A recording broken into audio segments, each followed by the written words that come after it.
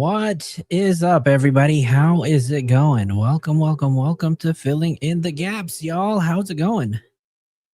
How we doing? How we feeling? Let me just make sure I let everybody know that we are live. We are live, you guys. We are live. Has today not been crazy or what? Oh, let me change this. Has today not been crazy or what? Let me make sure that we notify everybody. Let everybody know that we are live in the Discord. We are live. Send now. Who do we got in the building, you guys? Let me shout out some people. Ronin's in the house. Misty was here. Dubs, Amy, Viking Woman. See, Tammy's in the house. This is Melissa. What's up? What's up? Who else is here? Jad, how's it going? Mac Dizzle, you're back. Welcome back. Ranch and Toes, thank you for becoming a member before the live even started. Glad to have you. A part of the inner circle. Valerie's here. Sid, I see you. What's up? Rach is here. Oh, we got a whole party here. You guys. What the hell happened today? It's crazy, you guys. I don't know. Look, obviously, I'm not going to be the first person to break the news, right? But we have some big news, you guys. Hold on. I just see Coco Mom is in the house. Just gifted 10 memberships, you guys. So if you guys received a gifted membership from Coco Mom, please make sure you thank her in the chat. Damn, thank you, Coco Mom. That was out of nowhere. Oh, Lord, you guys. I finally get to play this because I've been wanting to play this for so long, you guys. I've been wanting to play this. I can finally play it. Ladies and gentlemen, we got him. We got him, you guys. We got him. David, a.k.a. D4VD, has been arrested. And, oh, Miss Dizzle, thank you. Like there, look, matter of fact, I was actually getting a haircut right when all this news dropped, and I jumped the hell out of the barber chair, and he was freaking out. And I don't know, maybe my barber's in here because I told him I was going to go live, right? Oh my God. But yeah, I was literally getting a haircut. I was getting a haircut when all this stuff was going on, and I was like, I don't know what to do, you guys. The Discord was blowing up. YouTube was blowing up. And I was literally shaking. I was like, oh my God, what is going on? What is going on? I couldn't believe it. I could not believe it.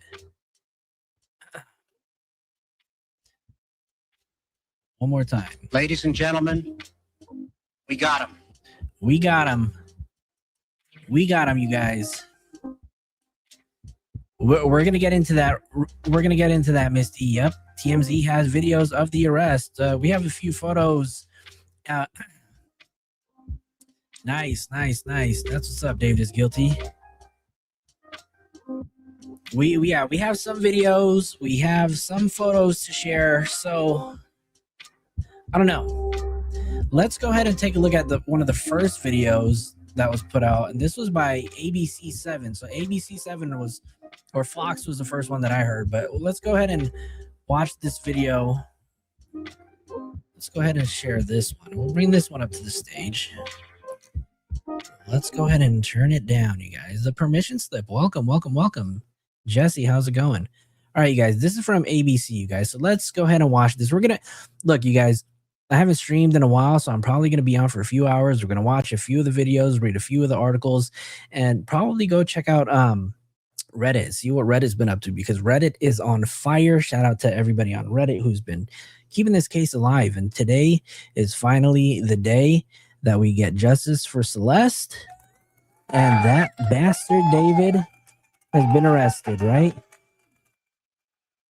That's right, y'all. All right, you guys, let's get into this video.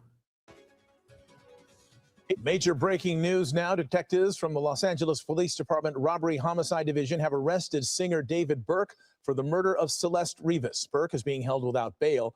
The case will be presented to the DA's office on Monday for filing consideration. You may remember, and we've been reporting, Rivas's body was found in the trunk of David's car in September of last year. She was only 14 years old. Again, this breaking news just into our newsroom. We're working to get more information, and we'll continue to follow this story. We do want to go ahead and bring in now ABC's Alex Stone on the phone to speak more about this case. Alex, you've been following this from the very beginning. What can you tell us as far as this breaking information goes this afternoon? Well, Mark and Michelle, yeah, sources are telling us that this is based off of evidence that the LAPD was able to gather and put together and now is going to be presenting to the LA County DA for a filing. So the LAPD has gathered evidence, right? And they said we are not waiting for this grand jury to be finished. We don't even know if they're done, right? But the LAPD said we have enough evidence to arrest this guy. Decision on Monday. This was not from any kind of indictment. We know that What's up, gamer the for case Nintendo? had gone to a grand jury. It was expected that there might be an indictment coming sometime soon. We were thinking in the last couple of months or in the next few weeks.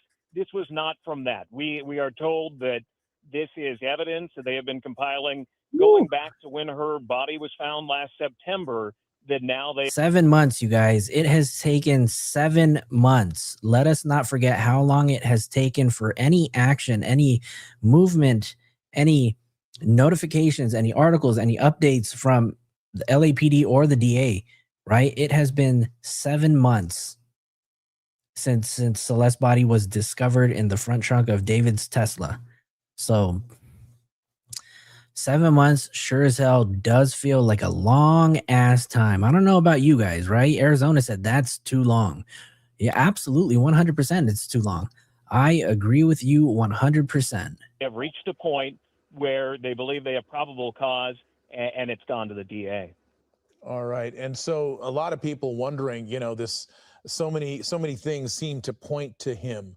Why did it take them this long to make the arrest? We know they're pretty methodical about how they do things, but yeah, it's a good question. One of the things that they were waiting on, Mark, was the cause of death, and there was difficulty reaching that cause of death. Not to get too graphic, but First Liberties podcast says that may mean this wasn't for the homicide, since the grand jury is investigating that. This arrest is for something else. So do you think that the grand jury is still meeting First Liberties? I'm curious what your thoughts are. her body was in multiple parts. It was in, we know from court documents, 2 different body bags in the front trunk of that Tesla when her body was found. So it was difficult for them. Wait, I always got to make sure I stop and shout out anybody who supports the channel. Coco Mom again gifted 10 more memberships. So if you guys received a membership from Coco Mom, please make sure you thank her in the chat, you guys. And everybody who just received a gifted membership, welcome to the inner circle, you guys. Medical examiner to determine the cause of death. So they had to prove or be able to show to the DA that she was murdered, that it wasn't something else where, you know, let's say that she overdosed and then somebody freaked out and put her body in that trunk. They have to be able to prove that it was murder. They now believe that they can do that. all right. Yeah, we also know, you know, David, as many entertainers do, had an entourage of people around him at times. I know some other individuals have been. Ranchito, thank you so much for your $5 super chat. We appreciate it. I have a feeling David's arrest date is probably the same date Celeste was murdered. Oh, what a great point, huh? So I'm curious though, because I think in a TMZ article, they had mentioned that he was arrested on Tuesday. So that would have made it the 14th. Ranchitos. Very good eye. That good point. Oh my God. Could that have been exactly 7 months? Oh my God. Oh my Lord. Damn, a year. That would have been a year. That is so crazy to think of. Considered as drivers Great of this point, vehicle, or Ranchito. either I like around. that. Any information on possibly how this could impact other people? Wait, so when was Coachella? Okay, TMZ was wrong about the Tuesday, so he was arrested today. So the footage that was out is from today. Okay, TMZ did change to Thursday. Thank you, Gamer for Nintendo, for clarifying that. I appreciate that. Thank you, thank you, thank you. Good. Good. Okay, so Coachella was April 11th and 18th, or the 2 days that he performed at Coachella. This mysterious trip to Santa Barbara sure sounds fishy. David was around that also may have been around Celeste Rivas? Michelle, we don't know yet, and if there are any other arrests that are going to be coming in this And case. We know that Chloe, our legal correspondent, said Conlon spoke to the jail about him not being in the system yet, and they confirmed he quite literally was just arrested. All right, you guys, we're going to have to wait and see. there were a number of witnesses who came and testified in front of the grand jury again that this was not an indictment, that this is probable cause that the LAPD put together and moved forward on. But during the grand jury proceedings, which are secret as they're ongoing, that there were a number of other people who came forward, those who are close to David, friends of David, family members of his were subpoenaed to go in front of the grand jury. So if there are other arrests that could be coming, we don't know. But as of right now. Oh, type a 1 in the chat if you think that there are other arrests coming, or do you think David is going to be the only one? Type a 1 in the chat if you think more people will be arrested. Type a 2 if you don't think anybody else will. That's crazy. He is the only one that we know of under arrest. All right, singer David under arrest. I Alex see Stone, some ABC ones. News. Thank you. Miss Dizzle and Swavey say 2. Uh-oh. Okay, so for those of you guys that typed 1 in the chat, I want to know who else could be involved, right? We've had our suspicions, right? There's been talks of the manager, Rob Morgenroth, right? People are saying that he plays a role. Some people still think that no matter or despite him trying to clear his name on Instagram, right? Some people will say, like David is guilty right now, says Neil Langston, right? But then we've seen family members, potentially his mother, come to his defense on comments on the internet, saying that he had no involvement. He didn't move the Tesla. And you know what? Speaking of the Tesla, right? You know, you guys know that we went and we found the Tesla in at the auto body shop. But I'm curious, now that this is out, is SF going to tell us who drove that Tesla? Because I want to know. I drove a total of like 4 hours to get to this auto body shop to find this Tesla. I just want to know who the last person was to drive it, especially on July 29th. We have more breaking. Oops. Okay, hold on. Let's see. Let's go see what NBC said. That breaking news at 6. Singer David has been arrested in connection with the murder of 14-year-old Celeste Rivas. Wait, type a 1 in the chat because Law and Crime put out a video. Let me know if you guys want to see that first. We can go ahead and jump to that if you guys want to. Type a 1 in the chat if you guys want to skip this video and jump right into Law and Crime. Or if you guys want to watch this, type a 2. Y'all let me know. You guys are going to control the show tonight. Ownership has changed, right? That's true. So 1, we're going to jump over to Law and Crime.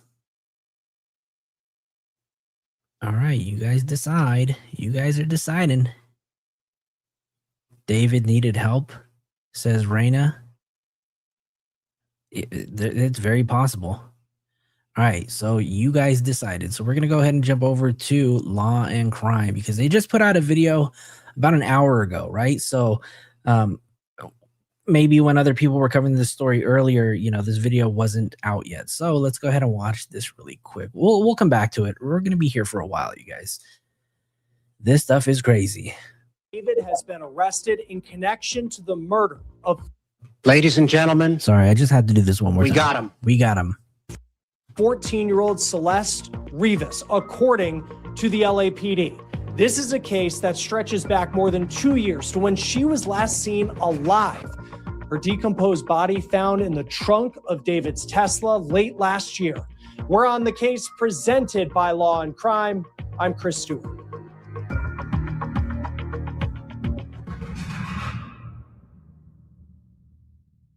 All right, let's get to this breaking. Coco Mom, just want to give you a shout out. You just you sent over a Cash App donation, so I want to thank you for that. Thank you so much, Coco Mom. You are something else, Coco Mom.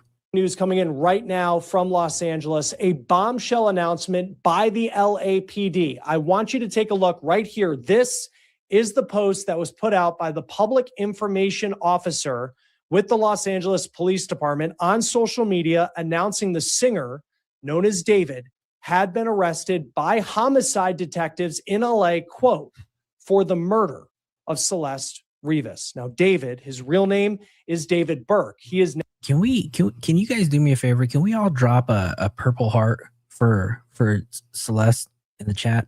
We have an emoji specifically for Celeste, right? Specifically for this day that we can get justice for Celeste. So if you guys can drop one of those hearts in the chat for me, you guys, I'd appreciate it so much.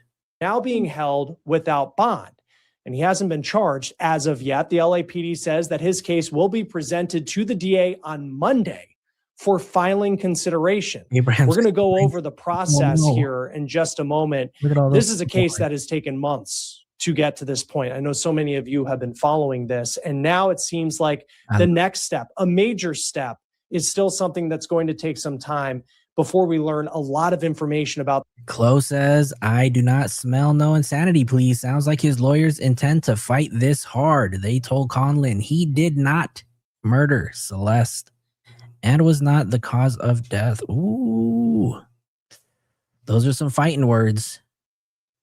Those are some fighting words, you guys. This case, and we'll be talking to former federal prosecutor Nima Rahmani about that here in just a moment. But as we focus now on this announcement, it may feel like a long time coming because David was announced as a suspect in November of 2025. Now, before we get into what will happen next, I do want to get you up to speed on this. What did he just say? Here in just a moment. Was announced as a suspect Oh, in November he was of announced as a 2025. Now, before we get into what will happen next, I do want to get you up to speed on this case because it is one that has been going on in some ways months, in other ways years. According to the LAPD, this all started in September of 2025, and that is when officers responded to an impounded lot in Hollywood after there were reports of a foul odor coming from a vehicle, a Tesla. Now, that vehicle, it had been towed days earlier after it was found on a street, abandoned, it seemed, in Los Angeles. Now, police say that vehicle, that Tesla, it was registered to David Burke. And many people in the music community know him by just one name, David, D4VD. Now, when detectives searched that car, they found a body. And that body was later identified as a 14-year-old girl, her name, Celeste Rivas Hernandez. Her body was in the front storage area of the Tesla. That's like the trunk of the vehicle. And it was in a state of decomposition, law enforcement said. Investigators have said that Celeste may have been dead for weeks before she was discovered. The teen's mom told investigators that she was last seen and heard from in April of 2024. So here we are in April of 2026 with David now under arrest in connection to her murder. The last time she was seen alive, according to her mom, all the way back roughly 2 years ago. Wait, what? Seen by her parents or seen alive? To her mom, now under arrest in connection to her murder. The last time she was seen alive, according to her parents said the last time that she was seen alive was almost 2 years ago. You guys, does that make any sense to you guys? This is crazy. Mom, all the way back roughly 2 years ago. Her mom also added another point about her daughter, and it was that she had a boyfriend named David. Now, by late 2025. How do you have a 14-year-old daughter? I'm not even going to call her a runaway, right? How do you have a 14-year-old daughter, still a minor, and you haven't seen her, let alone alive, but you haven't seen her in 2 years? What the fuck are you doing as a parent? I'm sorry, you guys. You guys know the passion that I've had for this case and the resolution to finally see this day come, right? It's terrible, you guys. 2 years. 2 years? How many of you guys are okay with that, right? Because this shit, that's wild.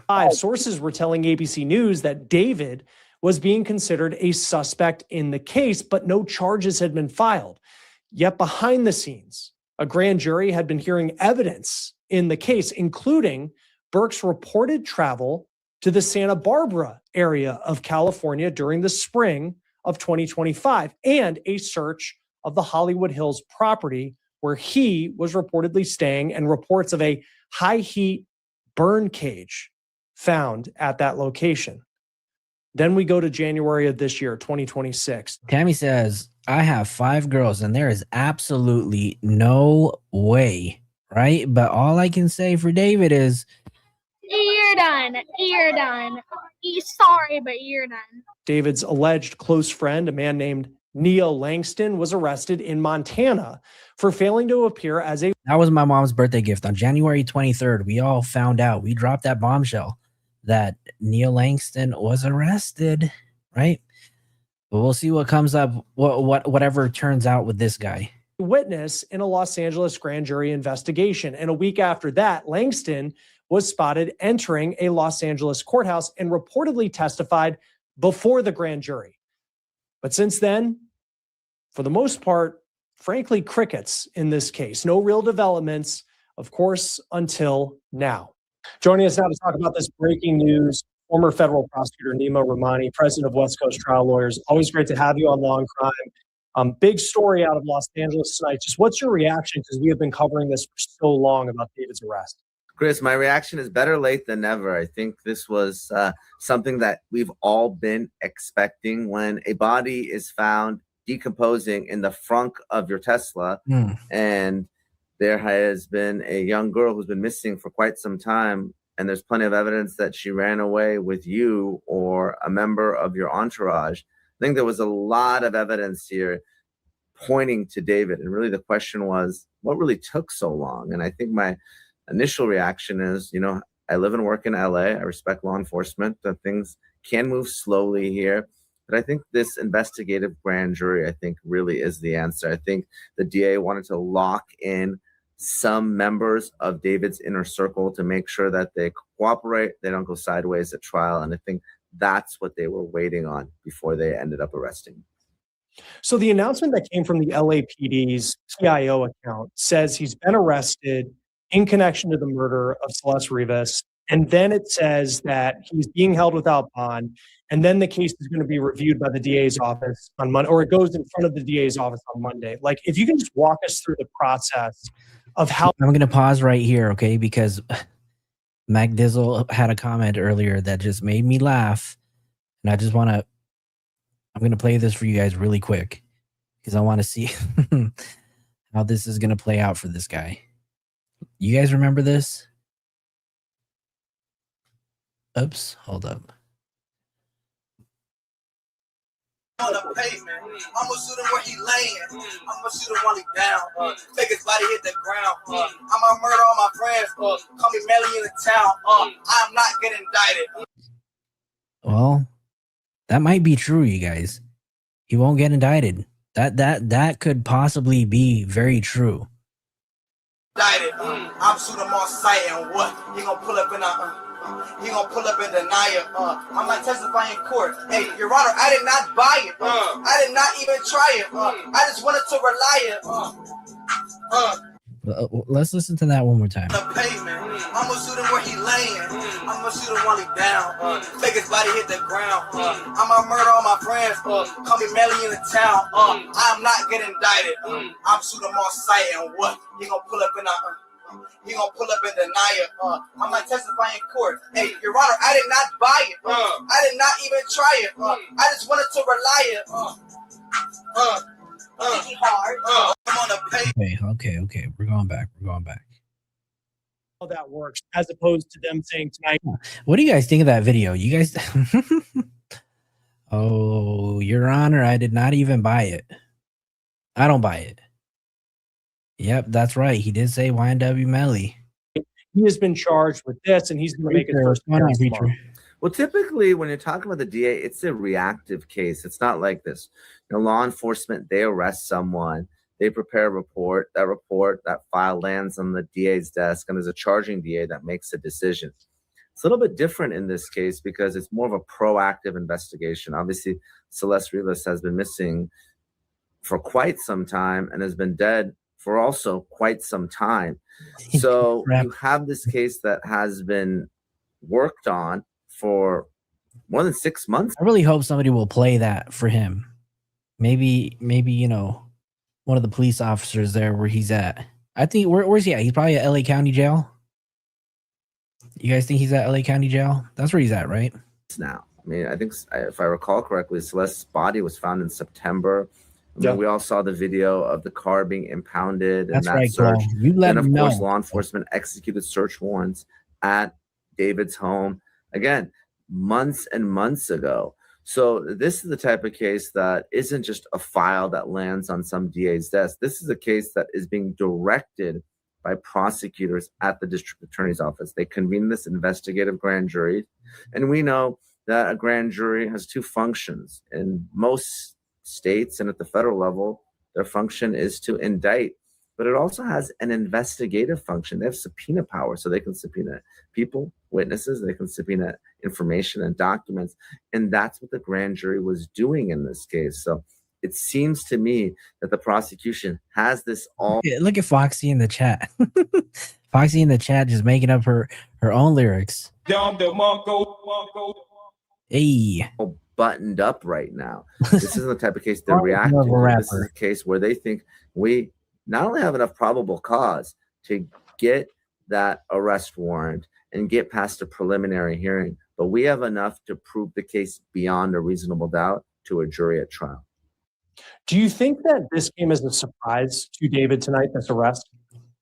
I think given how long it's taken, maybe folks have forgotten about it.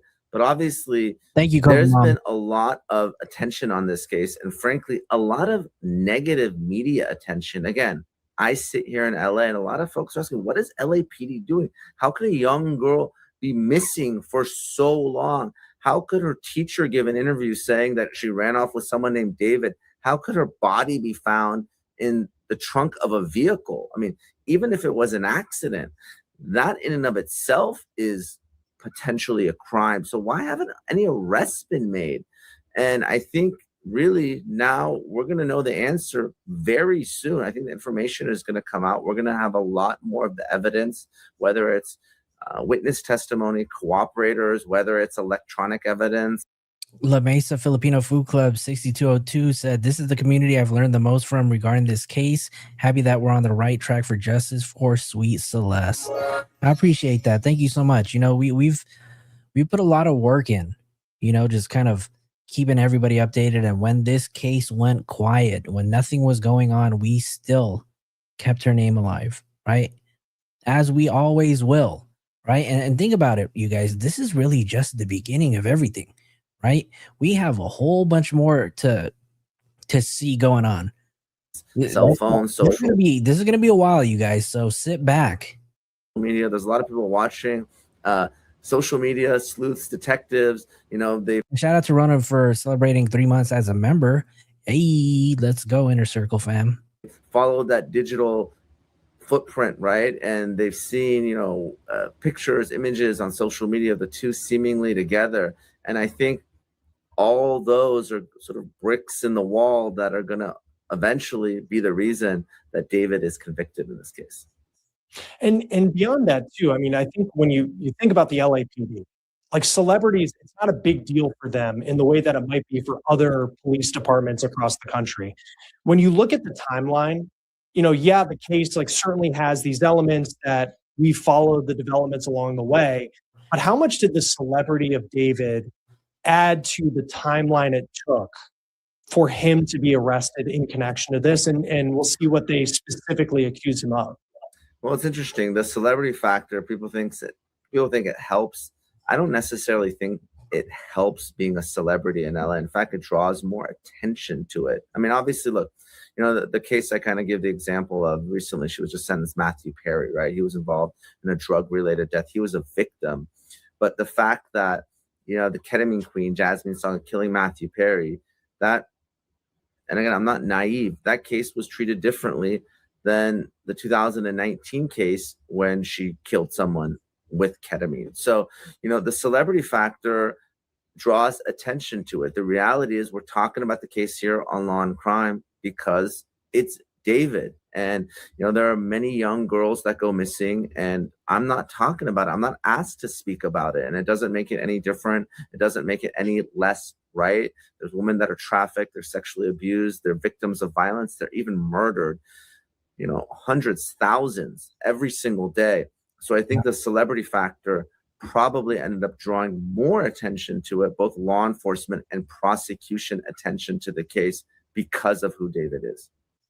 Right. And even when you think of LA, I mean, we've talked about Nick Reiner recently, very different circumstances in that case. But I mean, just the amount of attention, the amount of cameras at court when he makes an appearance. And if you guys remember, right, when the Celeste Rivas Hernandez case was really, really hot, this Celeste Rivas's case really was kind of just shut out of the public eye and the media because of the Nick Reiner case, right? That night that he went crazy and off both of his parents. That was literally the turning point for the Celeste Rivas Hernandez case, because that was a point where we really stopped hearing any kind of mainstream media report on this. Just different than other families that have. Shout out to Rona for a $5 super chat. Rona said, "Some call me David. My arrest was belated. Am I really in cuffs or am I just faded?" There you go. Damn, Rona, that was good. Dealt with issues like that. When you look at this case going forward, I remember Neil Langston, one of David's friends, he gets arrested for not cooperating with this grand jury. What stands out to you just about the way, from at least on the outside, it seems that prosecutors have been going about this? Yeah, think about that case. If I recall correctly, here's someone who refused to testify before the grand jury, and the DA's office went out of state to get an arrest warrant to bring him back to California. I mean, that's how seriously they're taking this case, if I recall correctly. So this isn't any other case. This isn't any other runaway. This isn't any other young girl who is the victim of violence. I mean, this case has been treated differently, as it should. Look, I wish LAPD had unlimited. Oh, shoot. We got other MCs in the chat, you guys. We got Mac Dizzleson said, "So dumb, couldn't hide it. My one brain cell, I fried it. Insane plea, gonna try it. Neo left me crying. Higgity har." Y'all are going hard in the chat. Y'all are crazy. Resources and Everyone time got to bars. go after all Everyone these got bars cases, except for all Mojo. these young girls. Their lives matter, and it's sad that this is unfortunately a tale that's all too common. Obviously, we don't know what happened here. We don't know if it was an accident. She was murdered intentionally. She overdosed. She was trafficked. I mean, there's all sorts of speculation out there. I don't know exactly what happened, but what we do know is this is a young girl that was missing for quite some time. Absolutely. She had run away at least once before, and it took a very long time to find her. So I think during that time period, there's going to be a lot of evidence. Obviously, we've seen some of the video evidence the last time she was seen. Again, I expect there to be a lot of digital evidence. It's going to be a strong case, I think, when it's all said and done. And when it comes to just kind of how the mechanics of the whole situation works out. So if he's arrested tonight, he's being held without bond. He hasn't specifically been charged with anything. And then you have, on Monday, it's going to go in front of the DA. Like, how are you able to hold him for that long a period of time, even through the weekend potentially? So yeah, these Thursday arrests oftentimes end up with a Monday arraignment because of the time period. Typically, Viking woman said David has them real bars. Ooh, David has them real bars. Uh-oh. You have about 48 hours to be brought before a judge, but it ends up being the next court day. So that's why the initial appearance will likely be on Monday, where David will be arraigned on the charges. Preacher, thank you for becoming a member. One of our mods became a member of the show. Well, thank you, Preacher, for supporting. I appreciate you. Thank you. Those charges will be read aloud in court. Expect his lawyer. I think he already has a lawyer based on some of the statements that were made last year. Expect his lawyer to enter a not guilty plea. And then the process starts. Again, if it's a grand jury indictment, which is not typical, there won't be a preliminary hearing. But usually here in LA, the district attorney proceeds by a complaint and a preliminary hearing. And again, just because there's a grand jury, I believe it's just an investigative grand jury. They'd have to convene another grand jury to indict. And I don't think that's what they're going to do. Typically what they do is in LA, they charge on a complaint. Then after some period of time, there has to be a preliminary hearing. And at that preliminary hearing, the judge determines whether there's enough probable. I don't know what to put here, so I put this name. Absolutely 100% true. David was arrested today. I'm going to play it again. Ladies and gentlemen, we got him. Cause to move forward to a full-blown jury trial. So the DA will present some limited evidence, usually through a handful of law enforcement witnesses, and this process is going to get started. And that was kind of my next question, because we don't know specifically the cause of death.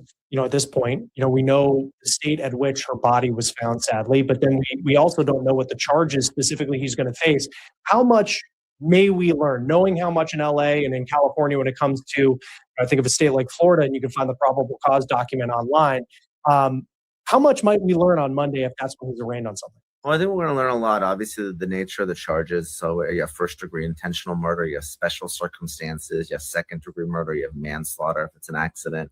Obviously, there might be charges related to moving the body. Are there going to be potential sex charges? I mean, I think that would be obviously very important. I mean, again, we're just guessing right now.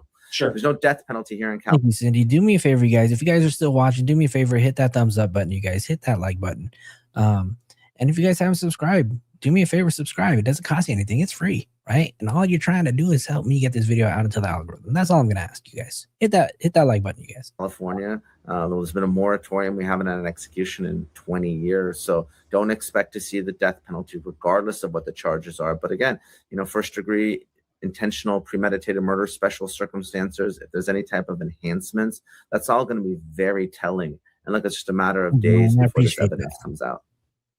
And when you think about moving past Monday, and again, this has been a case that has developed, it feels like very slowly, and very much under wraps outside of the reporting that we've seen. Like after Monday, depending on what the charges are, like what does the timeline potentially look like for a prosecution of David? Well, it's going to move quickly. And obviously, it's David's right to a speedy trial. And typically what you see is... Yeah, Ranching Toes busting a flow down here says, in the back of my cell, Bubba kissed me, and I don't regret it.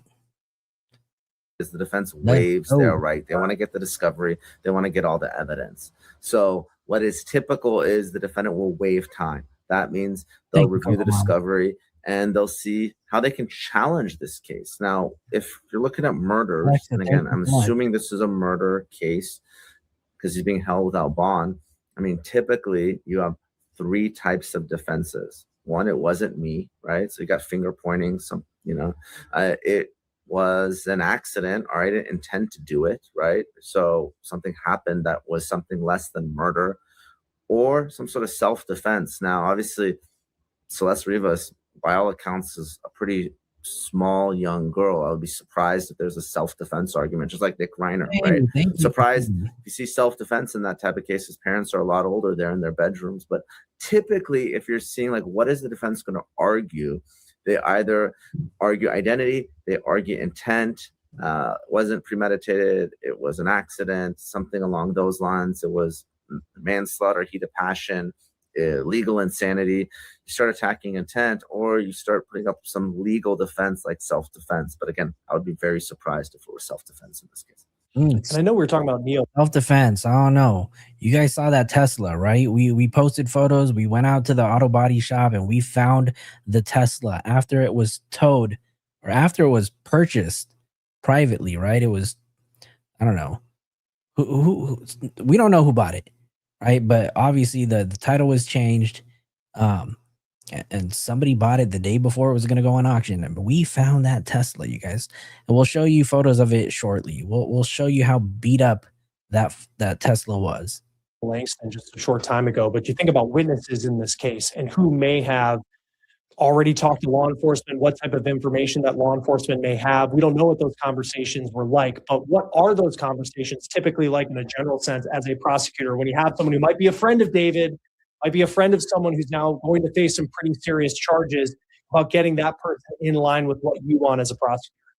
Well, you know, Chris, I sort of cut my teeth on drug trafficking cases, and when you're dealing with any criminal organization, and I'm not saying David's entourage is a criminal organization, but what you want to do is you want to lean on the less culpable people in the organization. Maybe someone was, for instance, giving Celeste Rivas drugs, you know, maybe someone wasn't involved in the murder, but they had access to the Tesla. It seems like a lot of people did. What you want to do is lean on them and make sure they flip against the most culpable person in the organization. It's really prosecution 101. And what makes some of these charges strong, let's say you have a conspiracy charge, conspiracy to commit murder. You can really have nothing to do with actual murder, but if you're engaged in overt acts and furtherance of the conspiracy, and let's say it's some larger conspiracy, let's say it's a trafficking conspiracy, well, the next thing you know, you could be substantively on the hook for Celeste Rivas's death, even if you didn't actually kill her. So there's a lot of potential time that other individuals may be facing as co-conspirators, accessories, if they're aiding and abetting. And what you want to do is lean on them, make sure to get the information you want, make sure it's truthful, make sure they're going to cooperate. That's what that. So, really quick too, I want to go over a post that Lauren Conlin put out because she received a statement from David's attorneys, Blair Burke, Marilyn Bednarski, and Regina Peters, who issued the following statement. Okay, this came out of about an hour, maybe 2 hours ago. Roughly around 2 hours ago. And this is the statement from David's attorneys. It says, "Let us be clear. The actual evidence in this case will show that David Burke did not murder Celeste Rivas Hernandez, and he was not the cause of her death. There has been no indictment returned by any grand jury in this case, and no criminal complaint filed. David has only been detained under suspicion, and we will vigorously defend David's innocence." How do y'all feel about that? And Then I Rock just gifted 5 memberships. Shout out to And Then I Rock. Who received these gifted memberships? Let's see. We got new members of the inner circle, y'all. Oh, C Blue, you just got one. Nini, Ozzy, Personal Eights, Mom B. Thank you so much. And Then I Rock. We appreciate that. Welcome everybody to the inner circle, y'all. How do you guys feel about that statement?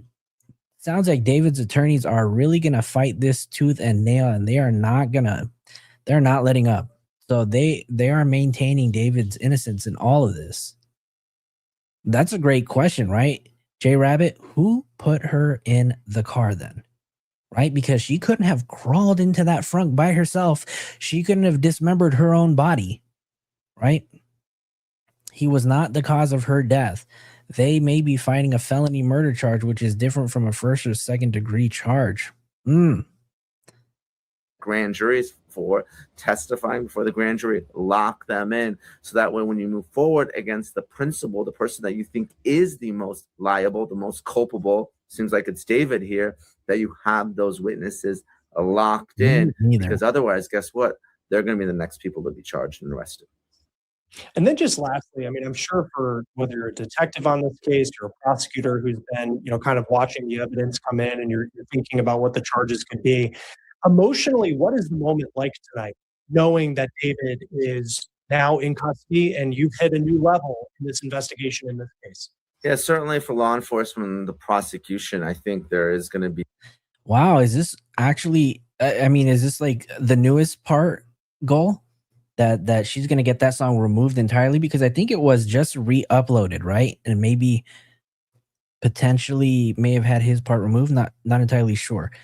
But I know it was recently put back on Spotify, so they're taking it back down. Interesting. This burden lifted because, again, there have been folks like me. I've been very critical of law enforcement. I said, what's going on? This doesn't make any sense to me. Why hasn't an arrest been made? If it's not David, who is responsible for this? So I think there is that relief. But now the real work starts because now you have a lawyer on the other side and David has money and he's already lawyered up.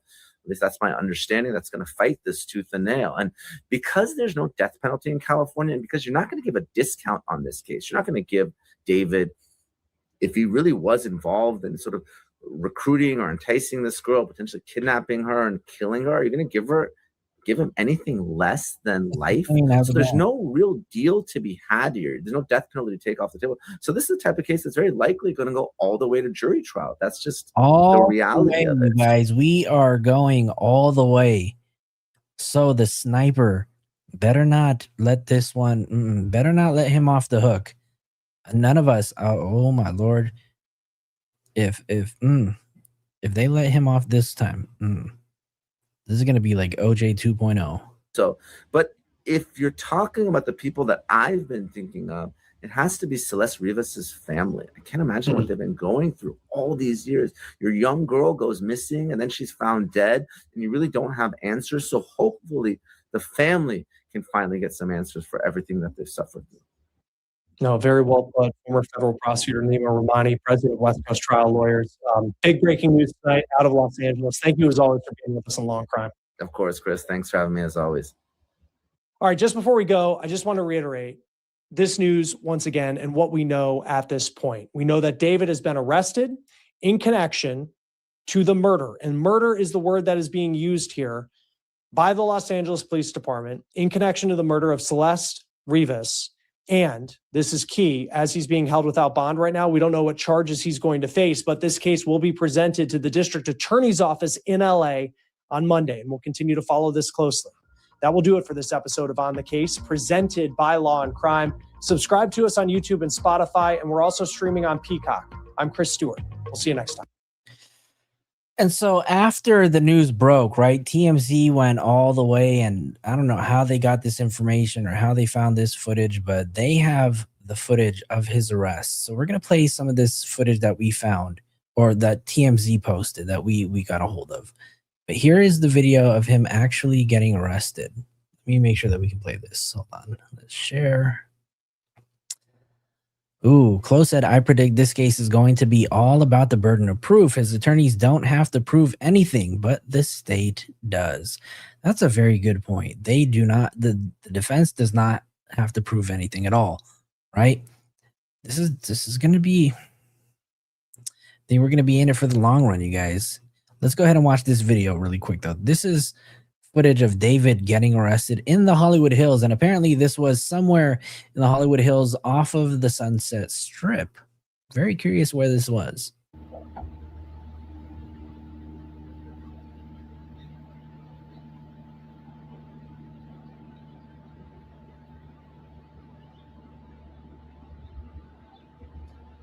I messed up. I should have played you the other video first, but we'll finish.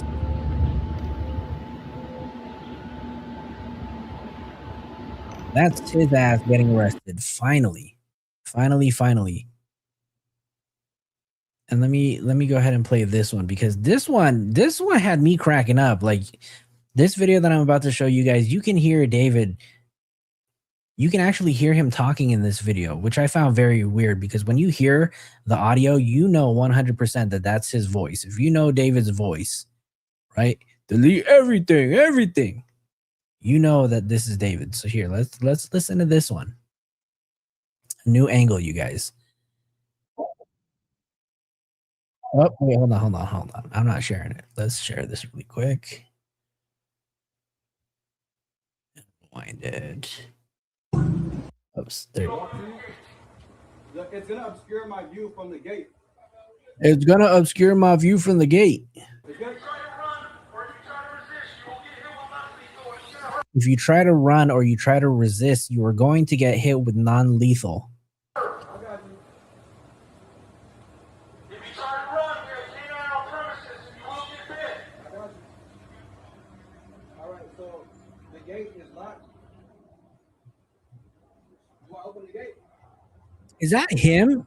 Is that like him right there? Is this him? It's gonna obscure my view from the gate. He's got his hands raised. Okay. Oh shit, that's what it is. Okay, hold on really quick. Let me go back. I don't know. Can you guys see this? I don't know if you guys can see, but like these two little peach things, these are his hands, and then this is his head. He's got his hands raised above his head. So you can see that he's like walking up with his hands up, saying that The gate's locked, and it's obscuring my view. It's gonna obscure my view from the gate. It's gonna try to run, or if you try to resist, you will get hit with my lethal and get hurt. I got you. If you try to run, we have canine on premises, and you will get bit. I got you. All right, so the gate is locked. This guy is so nonchalant about it. Like he knew his time was coming, right? This is crazy. What's up, Felicia? Sir, open the gate. It's gonna obscure my view from the gate. It's gonna try to run, or if you try to resist, you will get hit with my lethal and get hurt. I got you. If you try to run, we have canine on premises, and you will get bit. I got you. All right, so the gate is locked. Preacher just upgraded his membership to classified. Hey, thank you so much, Preacher.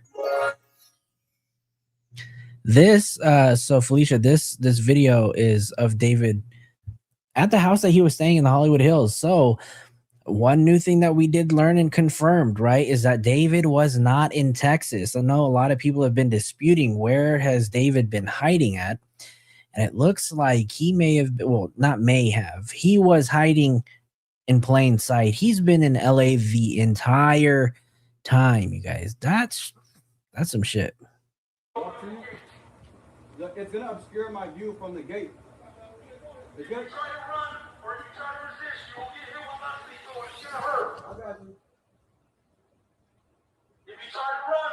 Damn, this neighbor probably got paid, right? TMZ, they're like, I need to make sure that I got this footage the day that it happens because I'm selling it to TMZ to get that fat payday.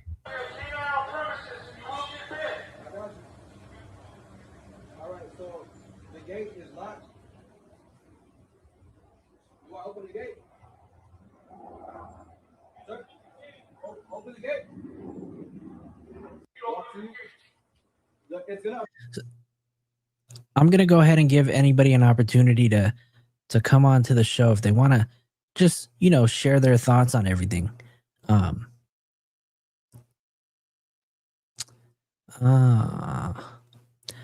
Yeah, so Misty, we're definitely, you know, we're looking into it. We've got a few sources that were giving us some pointers, but I don't know, it may not lead to anything, right? I know earlier that I mentioned in Rabbit's chat that he may have possibly been staying at a doctor's home, but that's not confirmed, right? That was just a lead that me and my team had received and we were working on it. But yeah, the connection that lead had was just pretty crazy. So obviously this is not confirmation, so take that with a grain of salt. So if I find anything out or if I have any confirmation on anything, I'll definitely let you guys know. I'll definitely keep you updated. But, you know, this was kind of playing along the lines of him potentially staying or being in rehab, right? There was talks about him potentially being in rehab because apparently that's something that Blair Burke likes to do with her clients, put them in rehab, keep them out of the public eye. So, you know, if I get any updates on that, I will definitely let you know. Let's see, because SF had a lot to say today, right? He actually put a tweet out earlier about 10 hours ago, and he was basically saying 7 months since Celeste Rivas Hernandez was found dismembered in the front trunk of David's Tesla, and still no charges, no press conference, no answers. Right? And then he shared something, but then 4 hours ago, he made this post and said, finally, David has been arrested for the murder of Celeste Rivas Hernandez.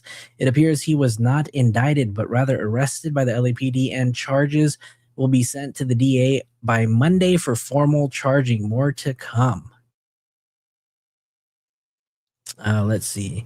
Then he shared what the LAPD PIO had put out.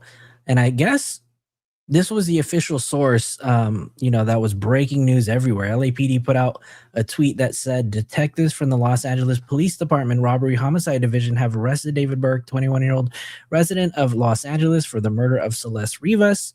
Burke is being held without bail. He's going to enjoy this weekend. Suddenly, Steve believes in the LAPD. You know what? I can't say anything about Steve Fisher, because if it wasn't for Steve, and you guys have heard me say this over and over and over again, if it wasn't for Steve, we would know absolutely nothing about this case, right? I know some of you guys, may disagree with him, may not like him, but he's cool in my book. So I've got nothing bad to say, right? I just wish he would tell us, like, who the hell drove that goddamn Tesla. It may not even be relevant, but I think the one question that everybody has had since probably day one is, who the hell drove that Tesla, right? Ranch and Toes, don't say that. Don't say that. Do not say that. Watch breaking news. They're going to grant him bail by tomorrow. No. He is going to sit there over the weekend and eat his peanut butter and jelly sandwiches, right? And he'll probably meet Big Bubba.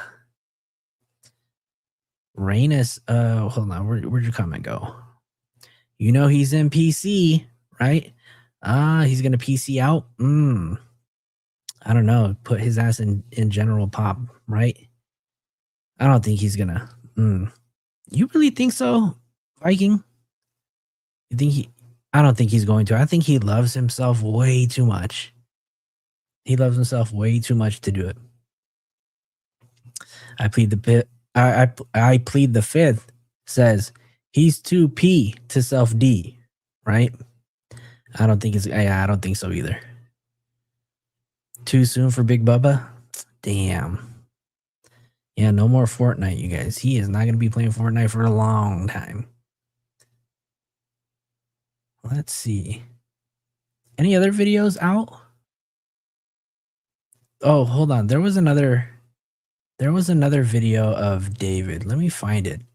There was this Nest camera footage. Oh, here it is. Let me. Y'all see? Oops. Oh, whoa. This one right over here.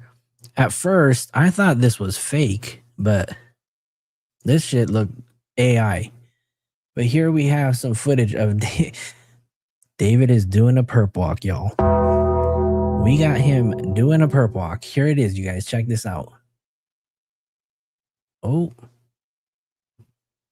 What the hell?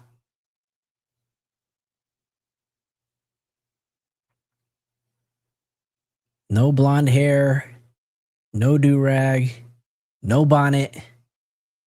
Just plain old David. What did Strategic say? Strategic said, those cops are short because we know that David's short too.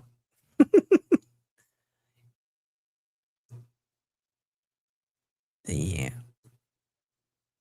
That's crazy. Carrying the non-lethal right there.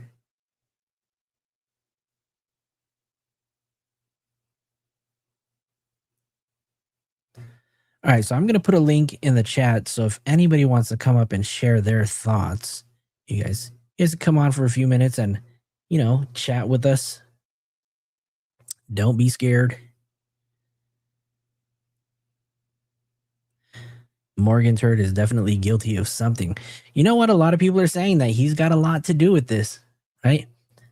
Was that Hello Kitty Crocs? Oh, no, don't say that. He is not. Is he wearing Crocs? Don't tell me he's wearing Crocs.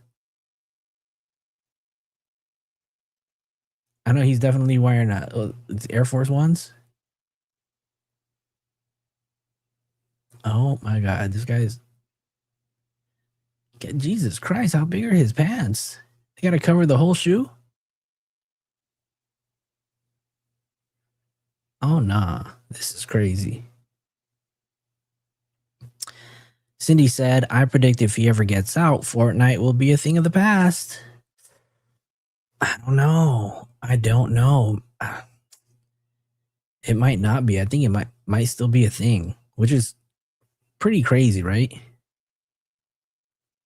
So if you guys want to join the stream, I'll put the link for the StreamYard for anybody who wants to come up and chat for a bit. What's this? Humanoid robot. What? Hold on. Let's see this. I don't know if NY Po. Oh, Okay, NY Post put out this video right over here. 23-second video.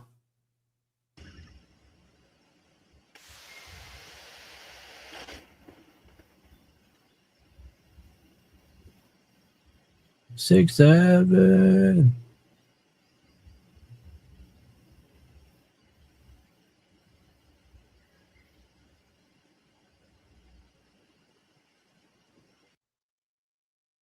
Nearly home. Whoa. Let's see, what else do we have? David's arrest. Okay, let me see. News Nation put out an article today too. Or video. Let's see. I know we watched one earlier, but I think they put out a different one. Hold on, you guys, 1 second. Let this ad. Okay, hold on. Here we go. Let's see. I don't know if this is new or not. It says April 16th, so let's see, 10 minutes long. Breaking news tonight in another case. This is the case against the pop star David Anthony Burke, better known as David, spelled with a 4. Again, this is a massive story. We've been following it. It is huge online right now. Ton of interest. The singer has been in the spotlight ever since the body of 14-year-old Celeste Rivas Hernandez was allegedly discovered in the trunk of this Tesla, or his Tesla. And the pair were supposedly in a relationship, although that wasn't confirmed by authorities. When police found Celeste's body in a Los Angeles tow yard in early September, talking about how far back this goes, initial reports indicated that her body wasn't just decomposed, that it had been dismembered. Today, we may have finally gotten confirmation of that disturbing detail, and also official confirmation that there is a real active criminal case against David for a charge of murder. And this is all thanks to previously sealed court records that were obtained by private investigator Steve Fisher, which he released to the public. He's going to come on in a minute.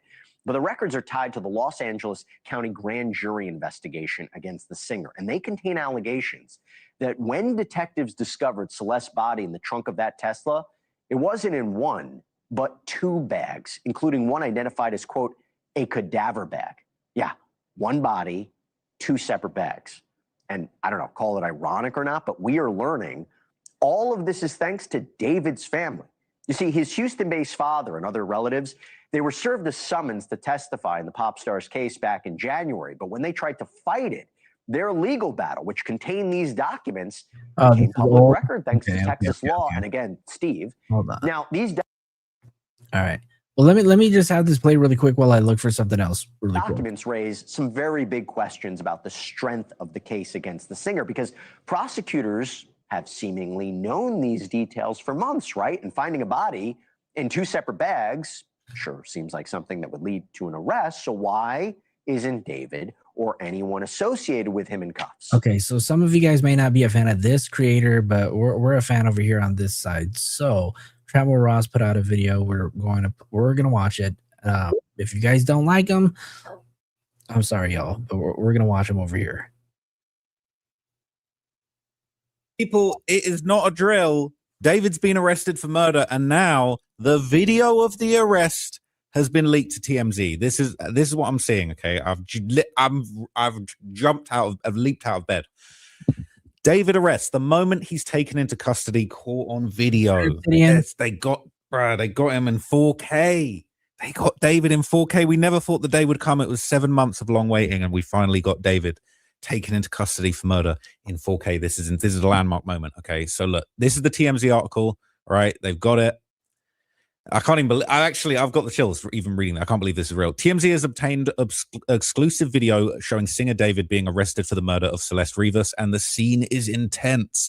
In the footage obtained by TMZ, law enforcement is seen taking David into custody shortly after 5 p.m. Thursday in the Hollywood Hills, not far off Sunset Strip. He was still lurking in the Hollywood Hills after all of that. Okay.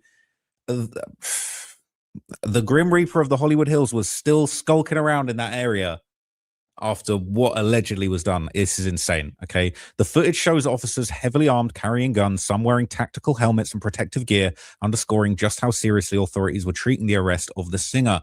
They're taking him out like he's El Davido, like he's El Chapo.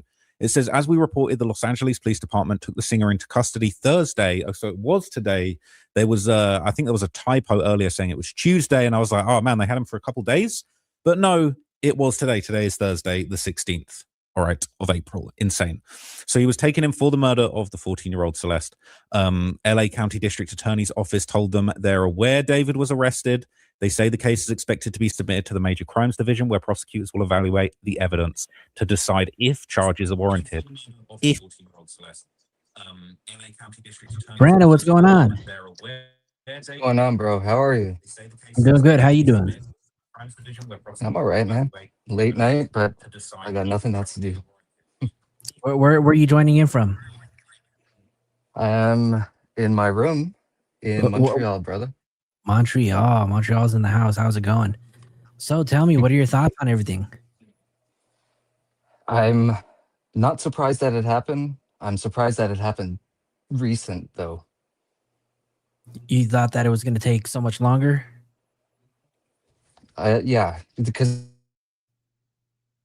the way that it was going, it seemed like they were kind of grasping at straws. They're, it took forever to even get Neo, and Neo has been known as like his best friend. So yep. I figured that would be like the first person they would talk to after family members. Yeah, totally agree. Right. And Neo was arrested, what, January 22nd? And here we are 3 months later, and we have him. Now we have David arrested. What are your thoughts on more people being involved? If I think no, because the people that they have been taking in already, they would have been arrested and we would have heard about it. But what I could see happening is David's going to try throwing people under the bus, and that might bring people back in, but no one that we haven't heard of already. So if there was a potential second suspect, who do you think is gonna, fall responsible for it? I was thinking of this before, and like aside from like the normal like Neo or whoever, what I think to where was it? Oops. Everybody bringing that back up, like what is he doing over there? What is this? And I think if there is someone else involved, it's no one that anyone knows, and I don't think it has anything to do with the music industry or anything like that. The guy is a person. Like every musician and artist is a real person, and we all know people who are not in our lines of work. And by I mean like me as a musician. Like I have people that are not musician friends, so would he know somebody that would help him with murder? Probably. Maybe that's what he was doing out there. I don't think that it's anyone that we know.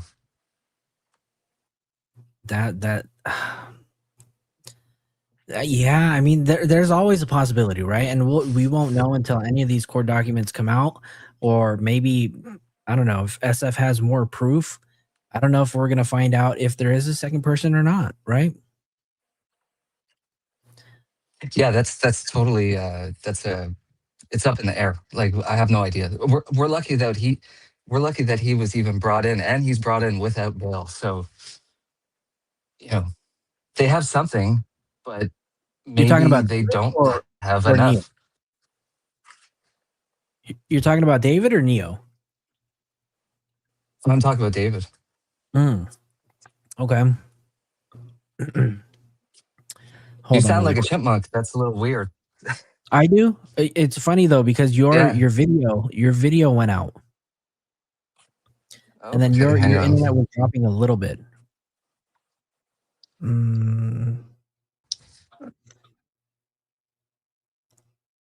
sorry. I'm reading a message from some people regarding this case. Obviously, what did SF say? SF said something earlier.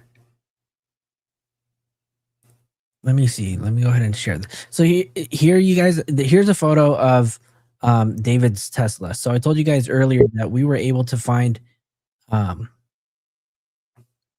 Let me just add Brandon back. There you go. Brandon, you're back. So this is a photo of the Tesla that we found. We found this Tesla literally the day after SF had mentioned that he found it. And look at the back. Look at the damage on this car. You've seen the damage on this car, right, Brandon? Uh-oh. I don't know if you're still there. Yeah, Viking woman, I wonder who bought this car too, right? And why? Why? I don't know. Were they planning to sell this car? SF at one point thought that maybe they bought this car to destroy it, but then he was so shocked to find this. And when I tell you guys this Tesla, right? You guys see how close this Tesla is in this photo, right? I'm literally standing on the sidewalk, and that is how close the car is to me. So this car is literally right there. Let me see if I can show you. I think I have a video of it really quick. So let me show you a video of, in case you guys may have missed it. This is when we found the Tesla. This is the Tesla. You can see it here.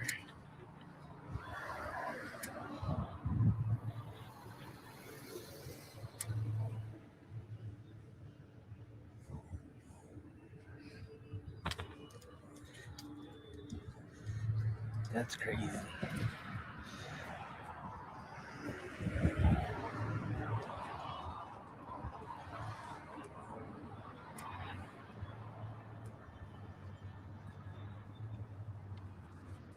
All right. And then, so not only do we have this photo, but then I also was able to take this image right over here. So I don't know, for some reason I just yeah. Are you there, Brandon? Yeah, I'm back. Welcome back. Yeah. And so this was a footage or a photo that we took, and as you can see right here in this photo, there is that mysterious Christmas tree hanging from the mirror. This, I don't know, when I pulled up to this body shop, I literally like had chills because I did not expect this car to be so close to the sidewalk. Let alone to see the actual Christmas tree that Ashley Banfield was talking about. This car is crazy. Let me see. I have this image right over here. And out of respect for the people that work there, I did not go onto the property. It's funny that, there's so much emphasis. Oh no. Nice. Are you there, Brandon? Yeah, no. Oh, really? They have the Christmas trees in their cars? I don't know. I don't really like the smell of those Christmas trees. They kind of freak me out.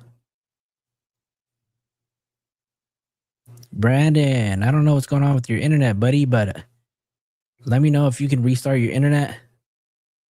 But thank you. Anybody else wants to join? Share your thoughts. I'm going to put the link down in the chat so you guys can join.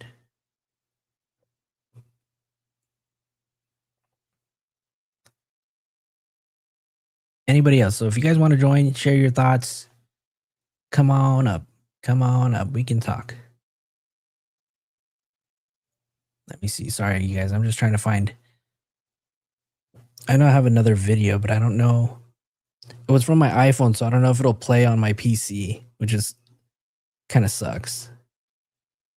So here's another photo that I took from my car. The moment that I pulled up, I was literally in my car. So you can see, like, let me see.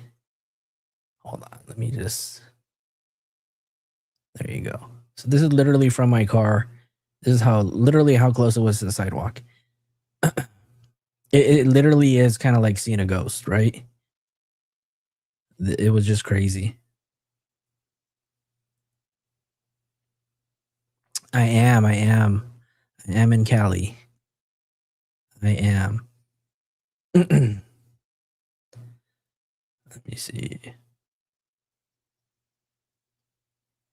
Anybody want to come up and join? The links in the chat. Let me know if you guys want to join. We can bring you guys up. Don't be shy, y'all. There's only like 50 people in here. Don't be shy. First Liberty, you should come on up. Share some wisdom. Foxy, somebody. I know y'all want to talk. 89. Okay. Well, thanks. Thanks, Abraham. I know. I was just joking. For the people that are shy in the back. This is crazy, though, you guys. And now we have David arrested. He's literally, you guys think about it right now, he's behind bars. He's sitting in a jail cell. You think he's writing a song right now? What song could he be writing right now? And you know what? For the people of the internet on YouTube, what I would really keep an eye on right now is if new songs start dropping from this guy. Because I have a feeling that now that he has been locked up, that we're going to start getting some new music.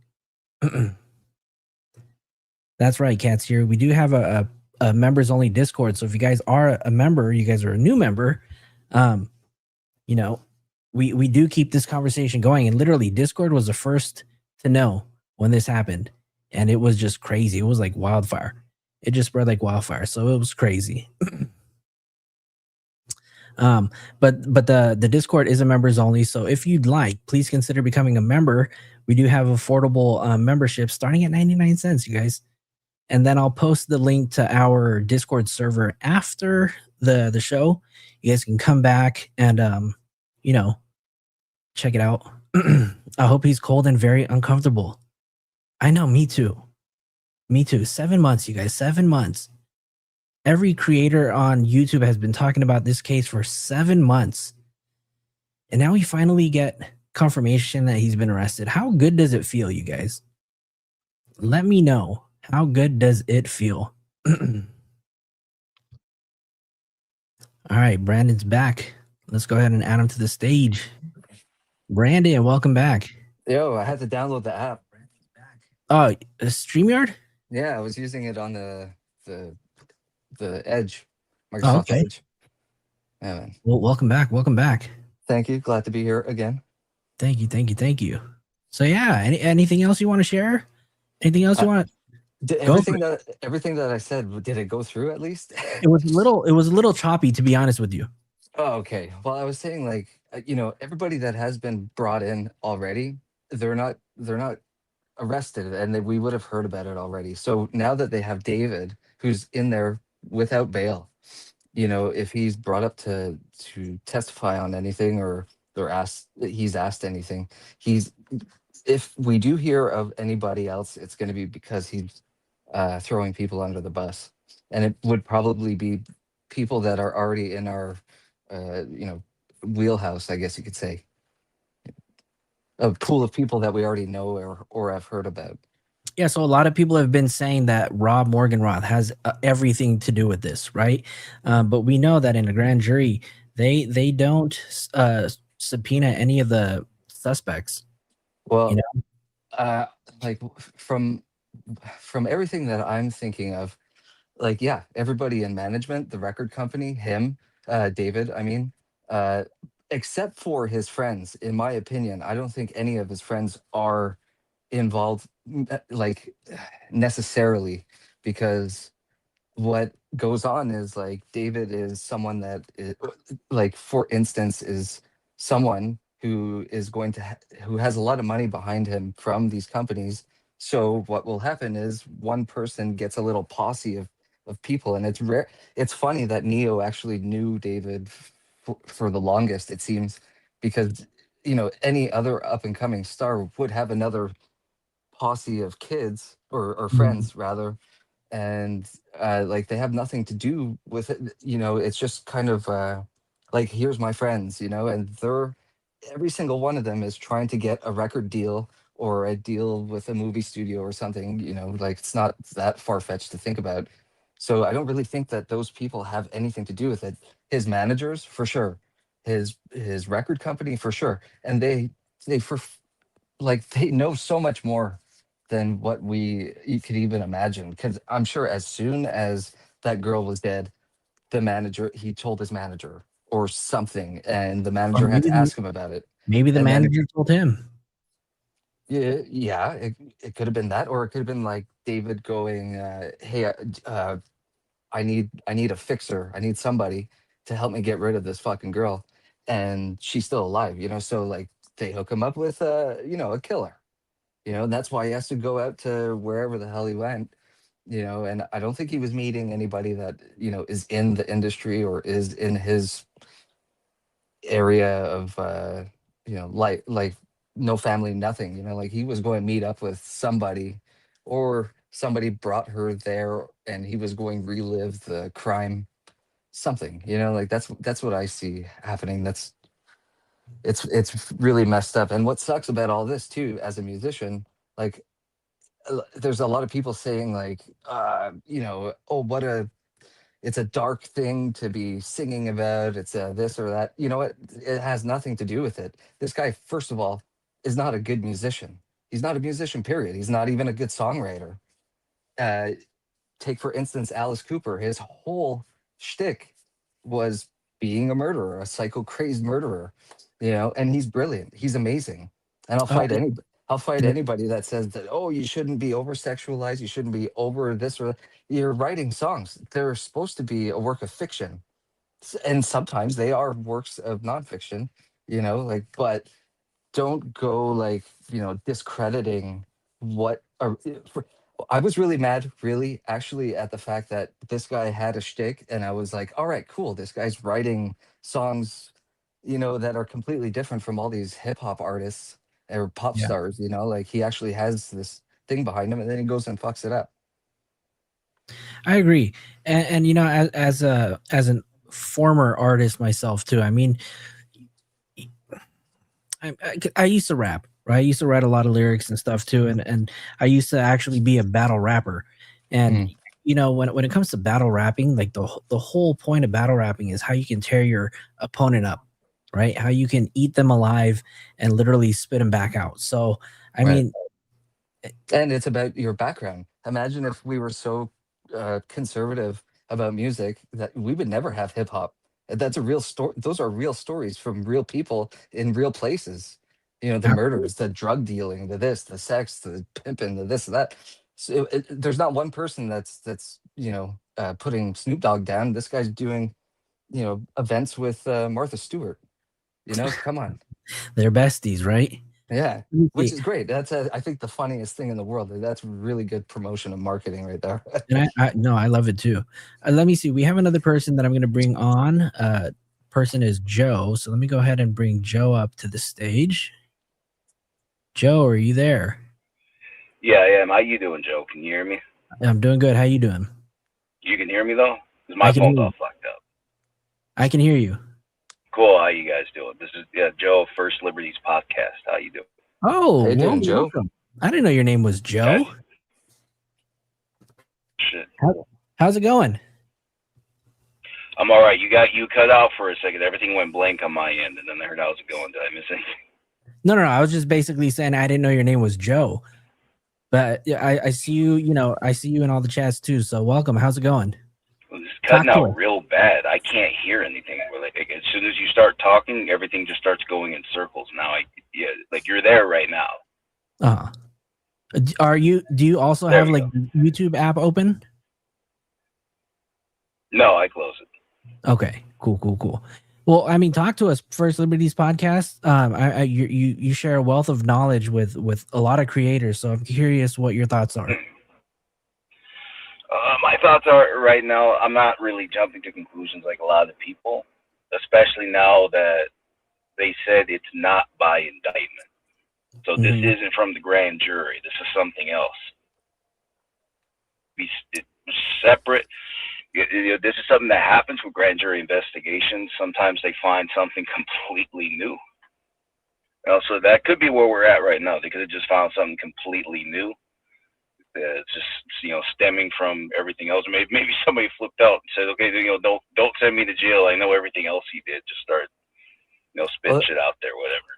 That makes me wonder But too, because yeah, it's not from the grand jury, but there's also been, look at how the police and the medical examiner and everybody else working on the case has been, so there was something that they just, were just waiting for. And I feel a little bad that all of us have been kind of like, well, what the fuck are you doing? Why are you waiting for? What, kind of what you cut out on mine. Hold on, you guys, really quick, because we just got a post from SF Investigates. He did post a tweet literally right now that David Anthony Burke does have an inmate number. So let me go ahead and make sure that we have this really quick. Let me go ahead and share this really quick. So for all my legal eagles down in the chat, if you guys need this information, let me just make sure we can see this really quick. Let me share this. Can you guys see this right here? So for anybody that needs it, where's Chloe in the chat still? I know we were waiting for this. So David Anthony Burke is inmate number 7221640. David Anthony Burke, age 21, gender male, race black. Let's see. In custody. Ooh, in custody April 16th, 10:44. So he has literally just been booked. Ooh. Write a song about that, buddy. Wow.